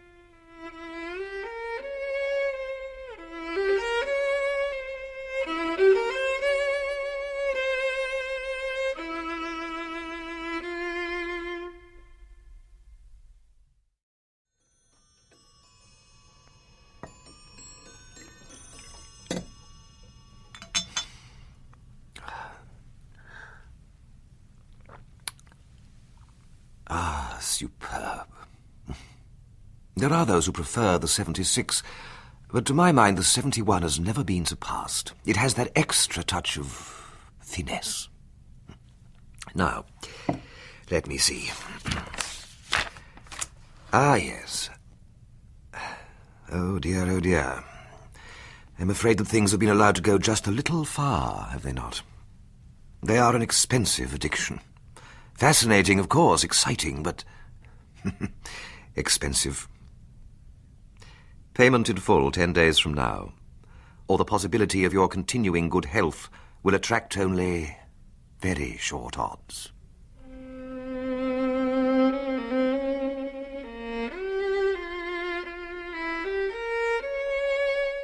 Silver Blaze by Sir Arthur Conan Doyle.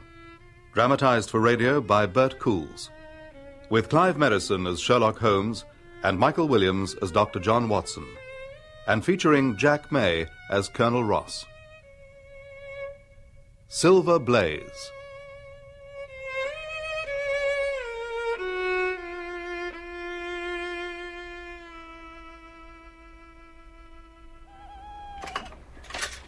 There you are, Edith. Thank you, Jim.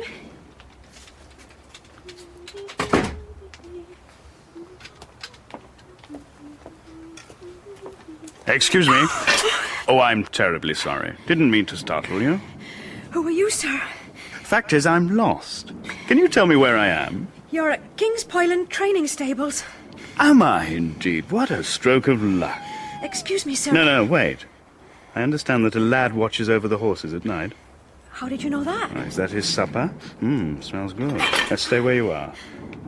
Now, I'm sure you'd like to earn the price of a new dress, wouldn't you? See that the boy has this tonight, and you shall have the prettiest dress that money can buy. What is it? Just make sure that he has it. Get out of my way!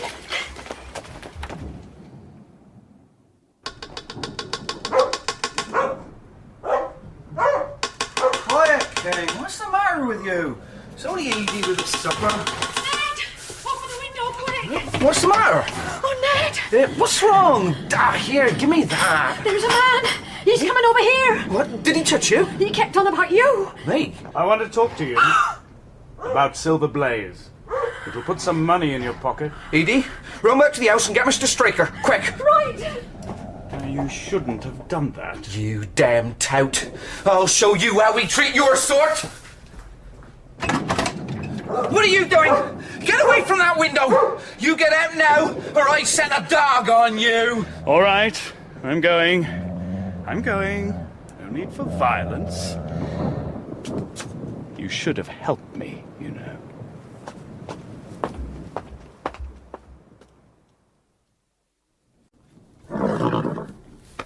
Easy, Blaze. That's the way. You did quite right to call me, Ned. Damn totes. No, I didn't like the look of him, Governor. And he proper put the wind up Edie.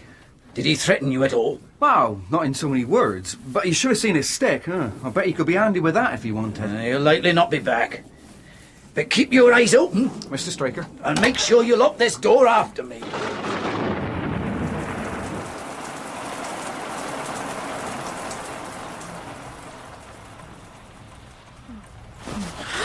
What's that? Go back to sleep, love. Oh, John. What time is it? Just after 1. Go back to sleep. Why are you dressed? What's the matter? Nothing. Look, I can't settle. I'm going over to the stables. Oh, John. He won't have come back. I'm just going to check that everything's all right. Don't worry.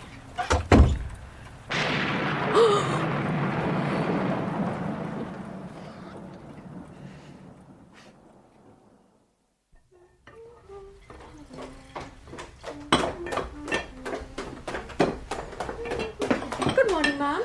Oh, Edith, have you seen my husband? No, ma'am. Oh, well, leave that, Edith. Come with me. Ned! What's the matter with him? Ned! John! John! Ned, can you hear me? Is he sick, ma'am? Let me look at him.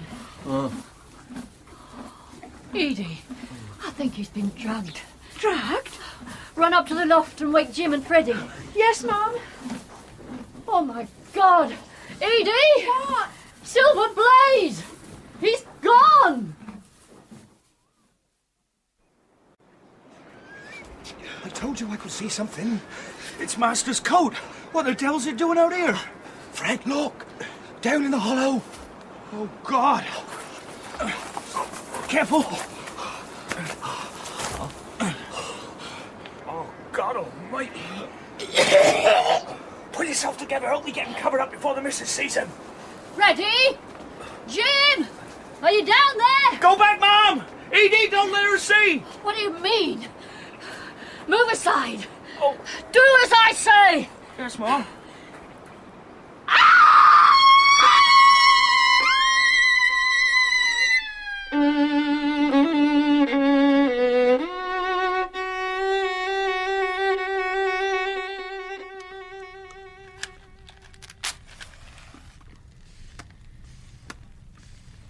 Do you mind if I open the window? No.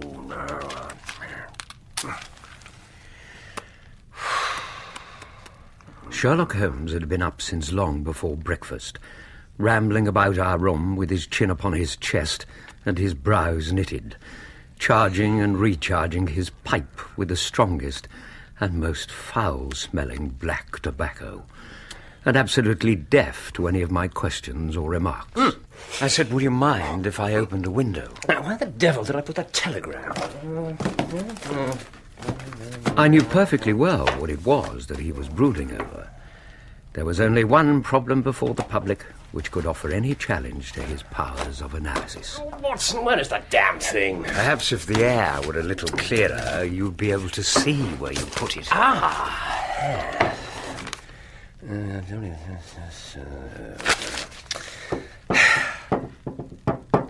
Watson, I've made a blunder. Oh, yes?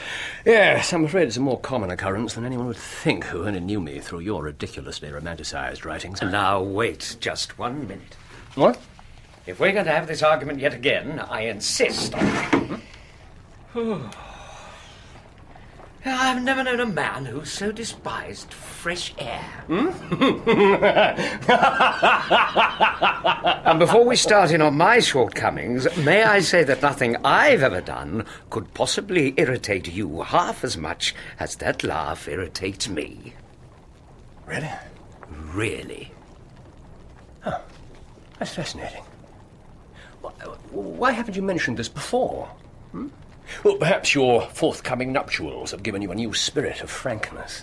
Do you intend to be this direct with the excellent Miss Morstan? Oh, we will not discuss Miss Morstan, if you don't mind. It would make an absolutely splendid monograph. Yes, upon the classification of non-verbal utterances and their effects on various listeners. Good God, and you have the infernal gall to criticise my writing. Yes, well, perhaps you're right.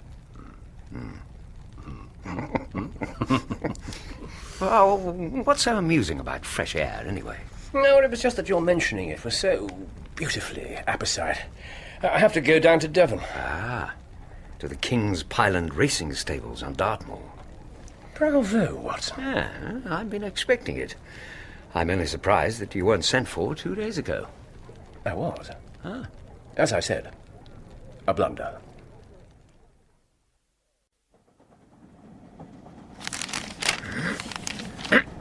We're going well. Our rate at present is 53.5 miles per hour. 53.5 miles. Ah, I haven't observed the quarter-mile posts. Nor have I. Oh. But the telegraph poles on this line are 60 yards apart, and the calculation is a simple one. So, what was this blunder? Well, the fact is, I didn't believe that the most famous and distinctive racehorse in England could remain concealed for very long, especially in so sparse a place as the north of Dartmoor. Now, I thought the case would be over and done with days ago. According to this, it is. What about the man they've arrested for the murder? Fitzroy Simpson. The paper speaks well of this Inspector Gregory. He seems to have an excellent case. No, he has nothing. Oh, come on. Simpson was hanging round the stables, trying to bribe the maid, threatening the lad. He hasn't found the horse. The horse is the key. Simpson was making off with the horse when Straker caught up with him, and he killed the trainer in order to get away. So, if Gregory can get Simpson to confess to the murder, then the whole story of what he's done with the horse will come out. Isn't that the obvious approach? Exactly, the obvious approach. Gregory may be making a name for himself, but he lacks the most essential quality for a detective. And that is?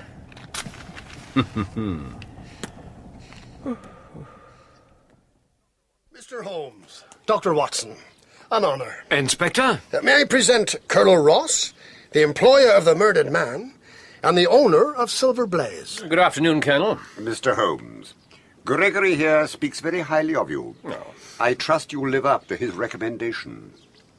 Let us hope that your trust is justified. You may rest assured, Colonel, that if anyone can bring this murderer to book, Holmes can. Well, of course, I'm anxious the poor Straker should be avenged. But make no mistake, Mr. Holmes. I'm engaging you to recover my horse. Colonel, you have made your position perfectly clear. Good. I'm quite convinced that Simpson is our man. Of course, he's still denying all knowledge of the business. Tell me, Colonel, how long has Straker been in your employ? 12 years. A good man? The best trainer I've ever had. There was no aspect of the business he couldn't handle. From the smallest local merchant to the grandest London breeder. Did he often deal with such people on your behalf? One does not keep a dog and bark oneself. No, I suppose not.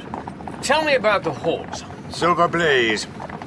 He's named for the pure white streak on his forehead. Apart from that and a mottled off hind leg, he's as black as jet. He's certainly the most valuable horse in the country. And he's the prime favourite for the Wessex Plate next Tuesday. Well, he was, until this catastrophe. 3-1 on. And even at short odds, enormous sums have been laid on him. And where one man gains, another loses. So there are those with the strongest interest in preventing him being there next week. Well, I should have thought that was obvious. That's King's Pyland, gentlemen.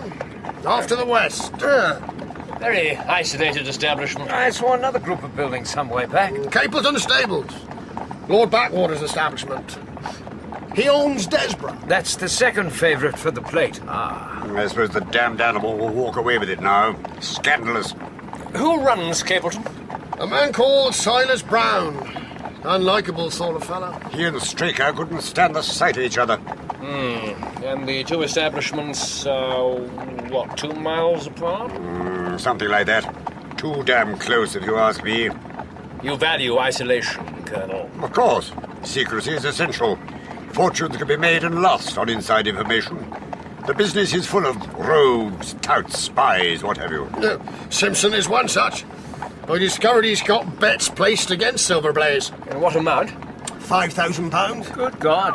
But if this Simpson abducted my horse, what did he do with it? Where is it now? I presume you've searched Capleton. Of course we have. I saw to it personally. And? No, good Lord, ma'am, what do you think? Not a damn trace. Horses stable there, tack room there, trainer's house, yard paved, and it's noisy. And direct access out into the moor, lanterns hung there, there, and there. Yeah, very good, very good. The Colonel has abandoned us, has he? Yes, he's gone to tell Mrs. Straker we're here. He did say. No doubt. Do you want to speak to the stable lad? Not yet. Where is Straker's body?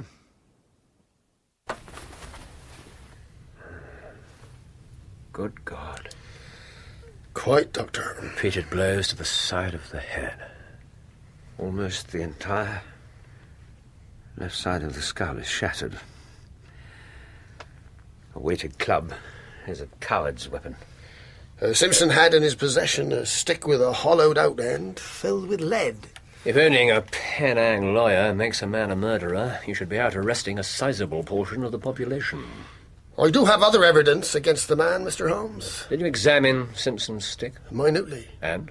No traces. But he'd had ample time to clean it up. Of course, yes. Are there any other wounds? On the left thigh. The thigh. Fascinating, Doctor. It's a perfectly clean cut. And not particularly deep. That's hardly consistent with the savagery to the head. No, not in the least. Did Simpson have a knife on him when you arrested him? No, but Straker was grasping a knife when he was found. Indeed, in which hand? The right, which was clotted with blood. My first thought was that he defended himself vigorously. Does Simpson bear any injuries? No. So I'm forced to assume that Straker injured himself in his fall. Inspector, altering your theory to fit in with a preconceived conclusion? Actually, it is quite possible. After a massive injury to the brain, there's often convulsive struggling, thrashing about. I think he may well have inflicted that cut on himself. Thank you, Doctor. Sorry, Mr. Holmes. No, don't be. I have no preconceived theory to upset. Yes, the fingers of the left hand have been straightened after death. What was he holding in that hand? A silk muffler, striped in red and black. Both the maidservant and the stable lad are ready to swear that Simpson was wearing it that night.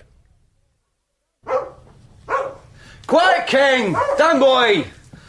I'm sorry about that, gentlemen. It's of no matter. This is the table where you ate your supper? Yes, sir. And it was through this window that the maidservant handed you the tray? Edith, yes, sir. Edith, yes. Let me see. It's too small for an entrance. How are you feeling now, Ned? Oh, bright as ninepence, thank you, sir. Though they had the devil's own job to wake me up Tuesday morning, I'm told. Have you identified the drug that was used? Powdered opium. Powdered opium. Did all the household eat the same dish? Excellent, Watson. They did, Doctor. No ill effects. And the dish what? Curried mutton, sir. The maid Edith will testify that Simpson was carrying a folded packet made of white paper. He said to her, make sure the lad has this tonight. How did Simpson explain that? And he says it was a £10 note. And presumably he claims it was to bribe young Ned here into giving him inside information. He did say, sir, as he could put some money into my pocket. Thank you, Ned. Nonetheless, a paper packet is exactly the sort of container powdered opium would be in. Shall I bring in the maid now? No. I'd like to see what Straker had in his pockets. Here you are, gentlemen. Let me see. A box of Vestas, pipe, sealskin pouch with half an ounce of long-cut Cavendish, silver stopwatch, some papers. Well. I presume from bloodstains that this is the knife you mentioned. Yes, sir. Yes, not exactly what I was expecting. It's something in your line, surely, Doctor. Here. Yes, indeed. This is what we call a cataract knife. You see how small and fine the blade is? It's only used for the most delicate work. Curious choice for a weapon. There are all sorts of knives to be found in stables like this. Straker just grabbed the nearest one to hand when he set off after Simpson. Yes, very possibly. Now, these papers. Account from a hay merchant. Instructions from Colonel Ross. Now, what's this? Madame Lazurier of Bond Street, London. Also your department, Watson? Thank you very much. Well, it's a dressmaker's account for £37.15. It's actually made out to a William Derbyshire. So Mrs. Derbyshire has expensive tastes. May I keep this for a short while, Inspector? You think it important? Considerably. Colonel Ross. Holmes. And you must be Mrs. Straker. Yes, sir. Please accept our sincere condolences. Allow me. Thank you. I have explained to Mrs. Straker why you're here, gentlemen. Forgive me, madam, but certain questions must be asked. Of course. I'll help you all I can. Thank you. On which side of this house is your bedroom? Mr. Holmes, that cannot be relevant. Colonel, please. Mrs. Straker. At the front of the house. So your bedroom window looks across the yard to the stables? Yes. Yes. On the night of the tragedy, you heard nothing untoward? Nothing, sir. Nothing at all. No one heard the least disturbance, Mr. Holmes. That's enough now, Holmes. One last point. Yes. Who is Mr. William Derbyshire? Madam? He's a friend of my husband's. A close friend. John spoke of him from time to time. And you have met him? No, he lives in London. According to the maidservant, Derbyshire's letters are occasionally addressed here. Well, that explains everything. I thank you for your patience, Mrs. Straker. Sir. Oh, one final thing. Surely I met you in Plymouth some little time ago. Mr. Holmes? At a garden party. A garden party? No, sir, I could have sworn that you wore a costume of dove-coloured silk with ostrich feather trimming. Oh, I never had such a dress, sir. Well, that quite settles it. My apologies. Holmes, that was an outrageous display of insensitivity. But quite illuminating and therefore necessary. You may think so. Inspector, shall we go to the murder site while the light still lasts? By all means. I shall endeavour to calm Mrs. Straker. I was about to suggest exactly that.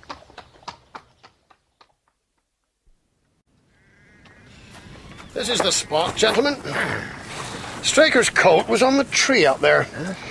The lads who found it thought he might have blown there, but in fact, it had been quite deliberately hung on a low branch. A point of some importance, I fancy. Watson, note this location. Significant, is it not? Well, It's only a short walk away from the stables. Yes, it is, but can you see the stable buildings from here? Well, no, we're in a hollow. Well, exactly. And we're standing precisely where the body was found, Inspector. Yes, sir.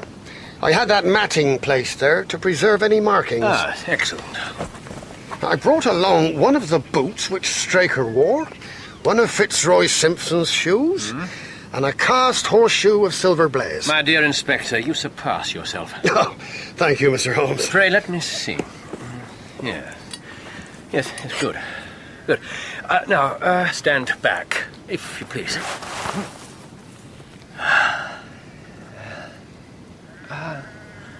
Excuse me, gentlemen. Look at that. It's as if nothing in the world exists for him but that one patch of ground. I believe I could let off a pistol and he wouldn't notice it. He's transformed when he's in a situation like this. Look at his eyes. I tell you, Doctor, I've been an admirer of his methods for some time, but actually to see him at work, it's an education. Your own approach to the job strikes me as admirably clear and logical, Inspector. Well, thank you, Doctor. That's very gratifying. And I have to say it, I can't help thinking that the facts in this case seem to speak for themselves. Your net certainly seems to be tightly drawn around Fitzroy Simpson. What have you got, Mr. Holmes? Look. A candle stub. So we have more time. We can also find the Vesta used to light it. I've been all over this site. I can't think how I managed to overlook anything. Yeah, it was invisible, buried in the mud. I only found it because I was looking for it. You expected to find it? Yes, I thought it not unlikely. Mr. Holmes, is something wrong? Forgive me, Inspector. No, nothing at all. It's true that despite your precautions, there's little to read here. I was afraid of that. It's not important. There may be tracks elsewhere. Well, the higher ground's too hard and dry. I've examined very carefully for 100 yards in each direction. Well, then I wouldn't have the impertinence to do it again. Yes, I would like to take a little walk over the moors before it grows dark. A walk? Yes, I think so. What do you say, Watson? Yeah, certainly. Yeah, splendid. Well, then we'll see you back at the stables, Inspector. Oh, and if you don't mind, I'll take the horseshoe with me. For luck.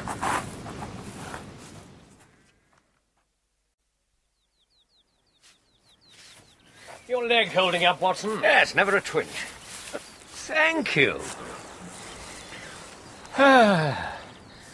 What a magnificent view. Let's stop here for a moment. Yes, certainly. Look at the way that plain is tinged with gold. And the ruddy brown where the fern and the brambles catch the last rays of the sun. It's beautiful. And I don't want to hear a word from you about romantic rubbish. It is beautiful. I wish I could paint. I do hope your present rose-coloured optimism isn't going to be too rudely shattered by the realities of married life. Are you still on about that? I know it amuses you to see me as a sort of overgrown, lovesick schoolboy, but don't you have more important matters to think about just at the moment? You believe that Gregory's solution is correct? Yes, I do. His case is very well argued.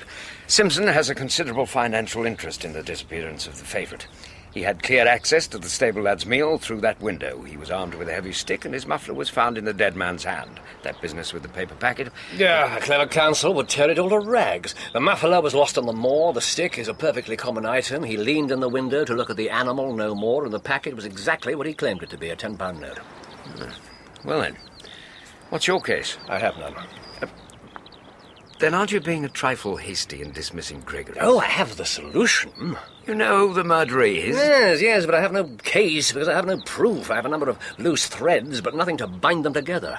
Yes, I've overlooked something that's been staring me in the face. Something you've seen? Heard. Something of vital significance. Something spoken. Who have I talked to since we arrived? Let me have a look. In order, it would have been Colonel Ross. No, Inspector Gregory first, then Ross, then the stable lad Ned, then Mrs. Straker. That's it. Do you want me to go over the main points of the conversation? Gregory, Ross... Fool! I beg your pardon? Fool! Holmes! Me, my dear fellow, me, not you. How could I possibly have overlooked so obvious a clue? You see what your precious fresh air does to my brain. What clue, for goodness sake? The immense significance of the curried mutton. What? It's one pull on that final thread and all the other strands are drawn into a knot. I have the facts and I have the proof. Only one question still remains to be answered. And that is? The location of the horse. You don't know where the horse is? When you said you'd solved it, I thought you meant everything. They were together in that hollow, in the dark. The murder was committed and Silver Blaze broke away. Broke away? Why didn't the murderer stop him? Yes, excellent question. Once you realise the motive behind the murder, the answer will present itself. The motive is obvious. Is it? Yes. What sort of creature is a horse? Huh? Up out of the hollow, scenting the air. Yes. Most of the ground around here is hard and would have held no impressions, even in Monday's rain. But if I'm correct... That next hollow. What about it? I'll show you. Come on!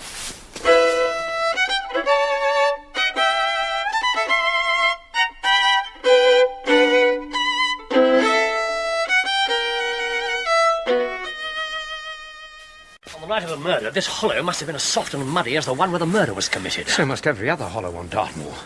What's so significant about this one? Look. By God. And the horseshoe fits exactly. For luck. How in the world did you know? Well, you see the value of imagination. That is the one quality which Gregory lacks. I imagined what might have happened, acted on the supposition, and found myself justified. There, huh? And there. Well. You see these broken bushes? It looks as though he climbed out of the hollow up to that plain. Back towards King's Pyland, stopped and turned.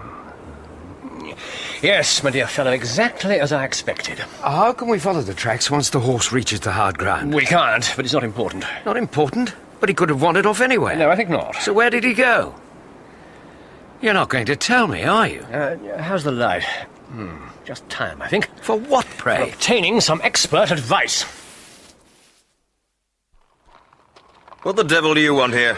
Nothing that justifies such an ill-mannered reception. Are you Silas Brown, trainer to Lord Backwater? What if I am? Be off with you, you pair of touts! Now, just a moment. All right, Watson. What I want is 10 minutes' talk with you, my good sir. I've no time to talk to every gadabout. Be off! About last Monday night, or early Tuesday morning, if you prefer. You watch what you're saying. I'm no killer. I don't believe I mentioned the murder. I won't ask you again. What do you want? Your help. My help? Why should I help you? Because if you do, I may well feel inclined to return the favour, and if you don't... There's too many prying ears out here.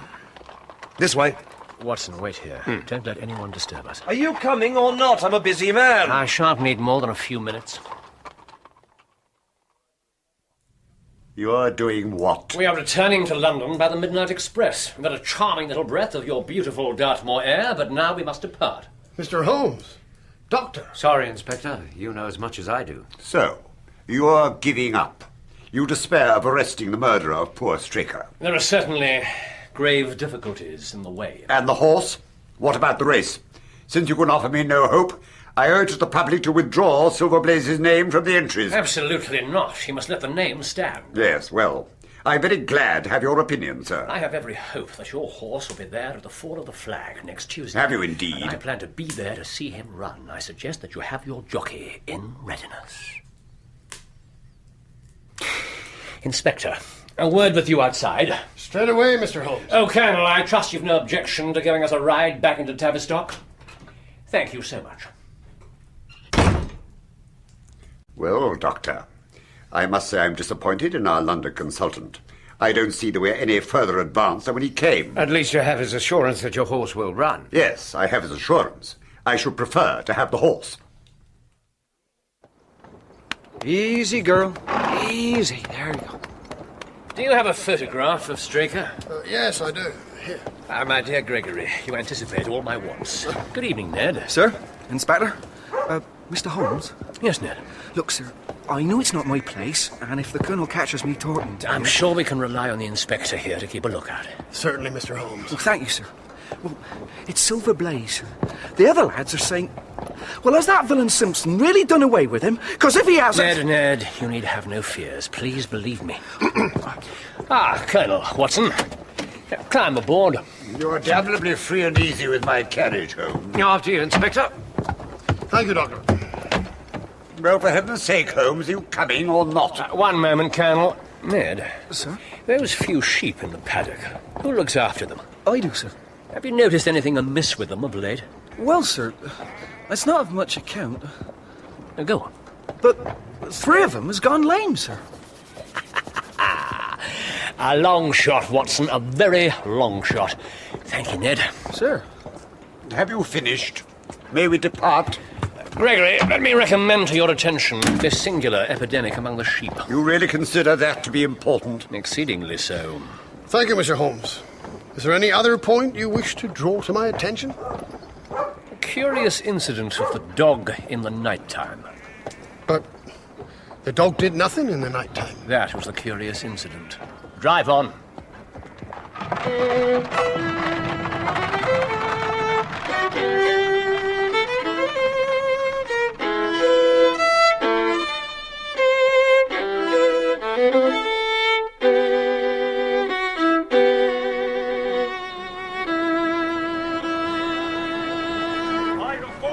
Silver Blaze! 5 to 4 against Silver Blaze! 72 Desborough! 72 Desborough! 6 to 1 pugilist! 7 to 1! Holmes, this is ridiculous. Surely not. You've told me all the rest. Why not the final detail? My dear chap, I thought you'd enjoy the chance to work it out for yourself. Come with me, and all shall be made clear.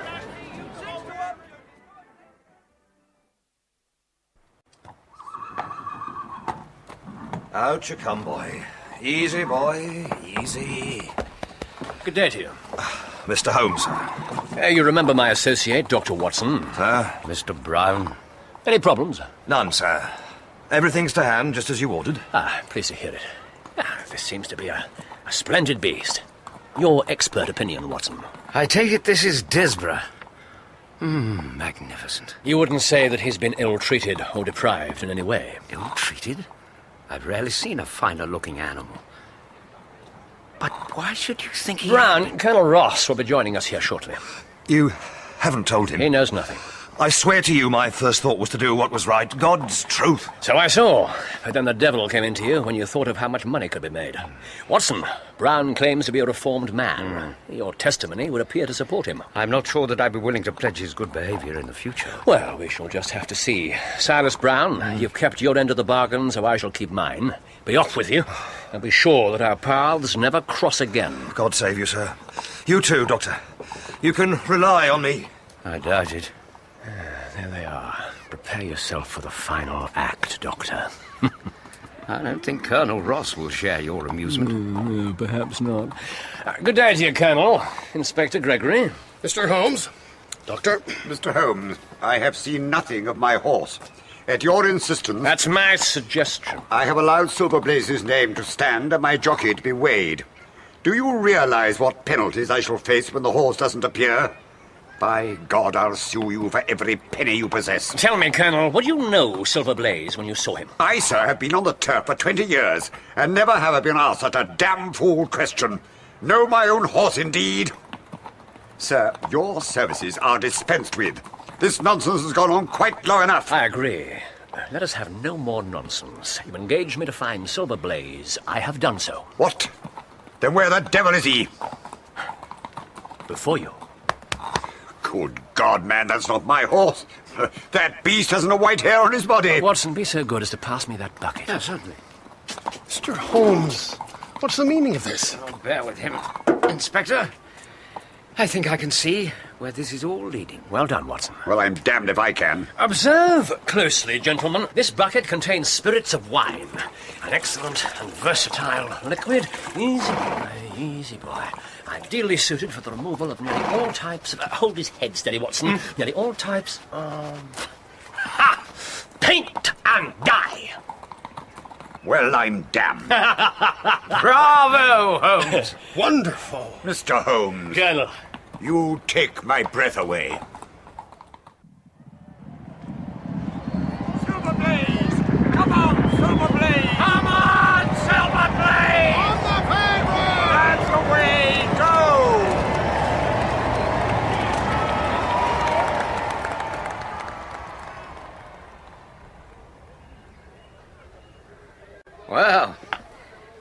enjoy a bit of fun at the Colonel's expense? Yes, I did. And don't try to tell me he didn't deserve it. Did I say anything of the sort? I still think you might have told me, though. How did you know? Oh, you remember that muddy hollow near to Capleton? While you were off examining your broken bushes, I found clear traces of a man's footsteps. He saw the horse wandering loose, ran up to it and led it away. It had to be brown, and one look at his boots confirmed it. I'd more or less decided that he had it anyway. A horse is a gregarious creature. Its instinct is always to seek out its own kind. Really? Watson, before the others join us, a favour. Yeah, go on. When you write this one up, be sure to do full justice to that scene. Mr. Holmes, you take my breath away. Oh, so my writing does have some value, then. Have I ever doubted it? Colonel, congratulations. Mr. Holmes, I owe you 1,000 apologies for having doubted your ability. Colonel, I accept your apologies. Did you enjoy the race, Inspector? I did, sir. Very rewarding. How about you, Ned? Wonderful, Doctor. It's great to see him again. Thank you, Mr. Holmes. My pleasure. Now then, lad, get a blanket on that horse, and then you can cut along and enjoy yourself. Well, thank you, sir. Come on, Blaze. Good lad, that. Potential. Back here by 5, mind. Sir? Mr. Holmes, you've done me a great service by recovering my horse. You would do me a greater still if you could lay your hands on the murderer of John Straker. I have done so. You've got him. Who is he? Where is he? You had all the threads in your hand, Inspector. You failed only to tie them together. And this was a case where the art of the reasoner lay in sifting the fine details rather than uncovering new evidence. Details such as the drug used on the stable lad. Powdered opium? But why was that significant? Because it's by no means tasteless. In most dishes, it would be immediately detectable. But the supper that night was curried mutton, as the poisoner must have known it was going to be. That one point alone totally eliminated Fitzroy Simpson. Then there was the question of the dog. I pointed that out to you. I thought you were talking nonsense. The dog that did nothing. The dog that did not bark. No one reported hearing any disturbance that night. The dog didn't bark, so... So, whoever took the horse was someone the dog knew well. Exactly. Mr. Holmes, I do not like where this is leading. Nonetheless, Colonel, it is the truth. John Straker himself was at the centre of the crime. He was a man wholly unworthy of your trust. On the night of the murder, Straker waited until he knew that Ned would be unconscious. Then he unlocked the stables with his own key and led Silver Blaze out into the moor. On the way, he found Simpson's muffler, lost in its owner's earlier flight, and picked it up, probably thinking he could use it to secure the horse. He hung his coat on a tree to give himself more freedom of movement, led the horse into a hollow, out of sight and earshot of the buildings, and lit the stub of a candle so he could see to carry out his plan. But what plan? What was all this for? Remember the knife found in the dead man's hand? A surgical instrument. Very fine and delicate. It was to be used for a most delicate operation that night. Such a knife could be inserted subcutaneously, leaving absolutely no trace, and used to make the merest nick on the tendons of the horse's leg. The villain, the damned scoundrel. The poor horse had been no more than slightly lamed. His losing today will be put down to a muscle strain or something equally But minor. never to foul play. Something else I pointed out. Straker knew he would only have one chance. He couldn't risk this tendon nicking going wrong. You recall my long shot. Oh, the sheep! The lame sheep!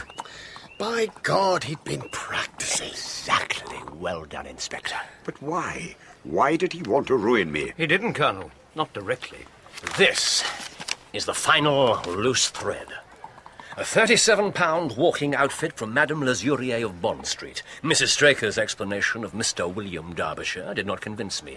Men do not carry other people's bills about in their pockets, and you observed her manner when I mentioned the name. Well, I put it down to her grief. No, it was more than that. I believe that she had already divined the truth about her husband and Mr. Derbyshire, possibly some time ago. Women can be surprisingly resilient creatures. What are you saying? Straker and Derbyshire were one and the same. He was leading a double life. One involving another woman. As you told us yourself, Colonel, of his frequent trips to London. Oh, God. Madame Lesurier recognized Mr. Derbyshire at once from our photograph of Straker. An excellent customer whose dashing wife has a strong partiality for extremely expensive dresses. I've no doubt that this woman led Straker head over heels into debt and straight into the welcoming arms of the moneylender. I take it we must assume we had bets laid against Silver Blaze. Bets that must certainly have been placed with even more borrowed cash. It was a desperate scheme. The fool. Why couldn't he have come to me? I've lost the best trainer I ever had. But the murderer, Mr. Holmes. Who is the murderer? Straker may have been a villain, but murder cannot go unpunished. If you ask me, the fellow did me a favour. Getting to Straker before he had a chance to injure my horse. I'll give him a medal. Colonel Ross, we're talking about a crime of the utmost seriousness. Now, Mr. Holmes, it can only have been another member of the Colonel's staff. But who? One of the lads? Surely not the maid. No, not the maid. The murderer of John Straker is here now. Here? Where? In my company at the present moment. Mr. Holmes, that is either a very bad joke or an insult. Not you, Colonel. The murderer is standing just over there. Good God. The horse. The horse. They were there together in the darkness, and he undoubtedly sensed Straker's own tension and fear. Perhaps it was the sudden glare of the match, or that strange instinct that animals have when danger is near, whatever the cause. As Straker bent to his miserable task, Silver Blaze lashed out and killed him with a single blow. Wonderful. Wonderful. You might have been there.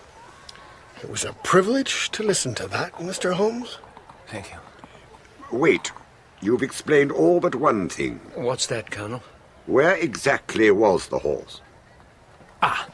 It bolted and was found wandering on the moor and cared for by one of your neighbours. We must have an amnesty in that direction, I think. Very well.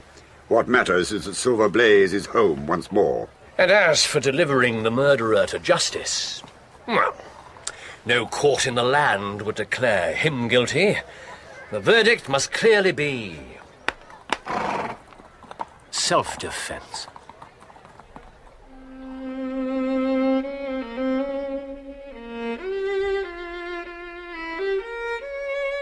In Silver Blaze, Sherlock Holmes was played by Clive Merrison and Dr. Watson by Michael Williams, with Jack May as Colonel Ross.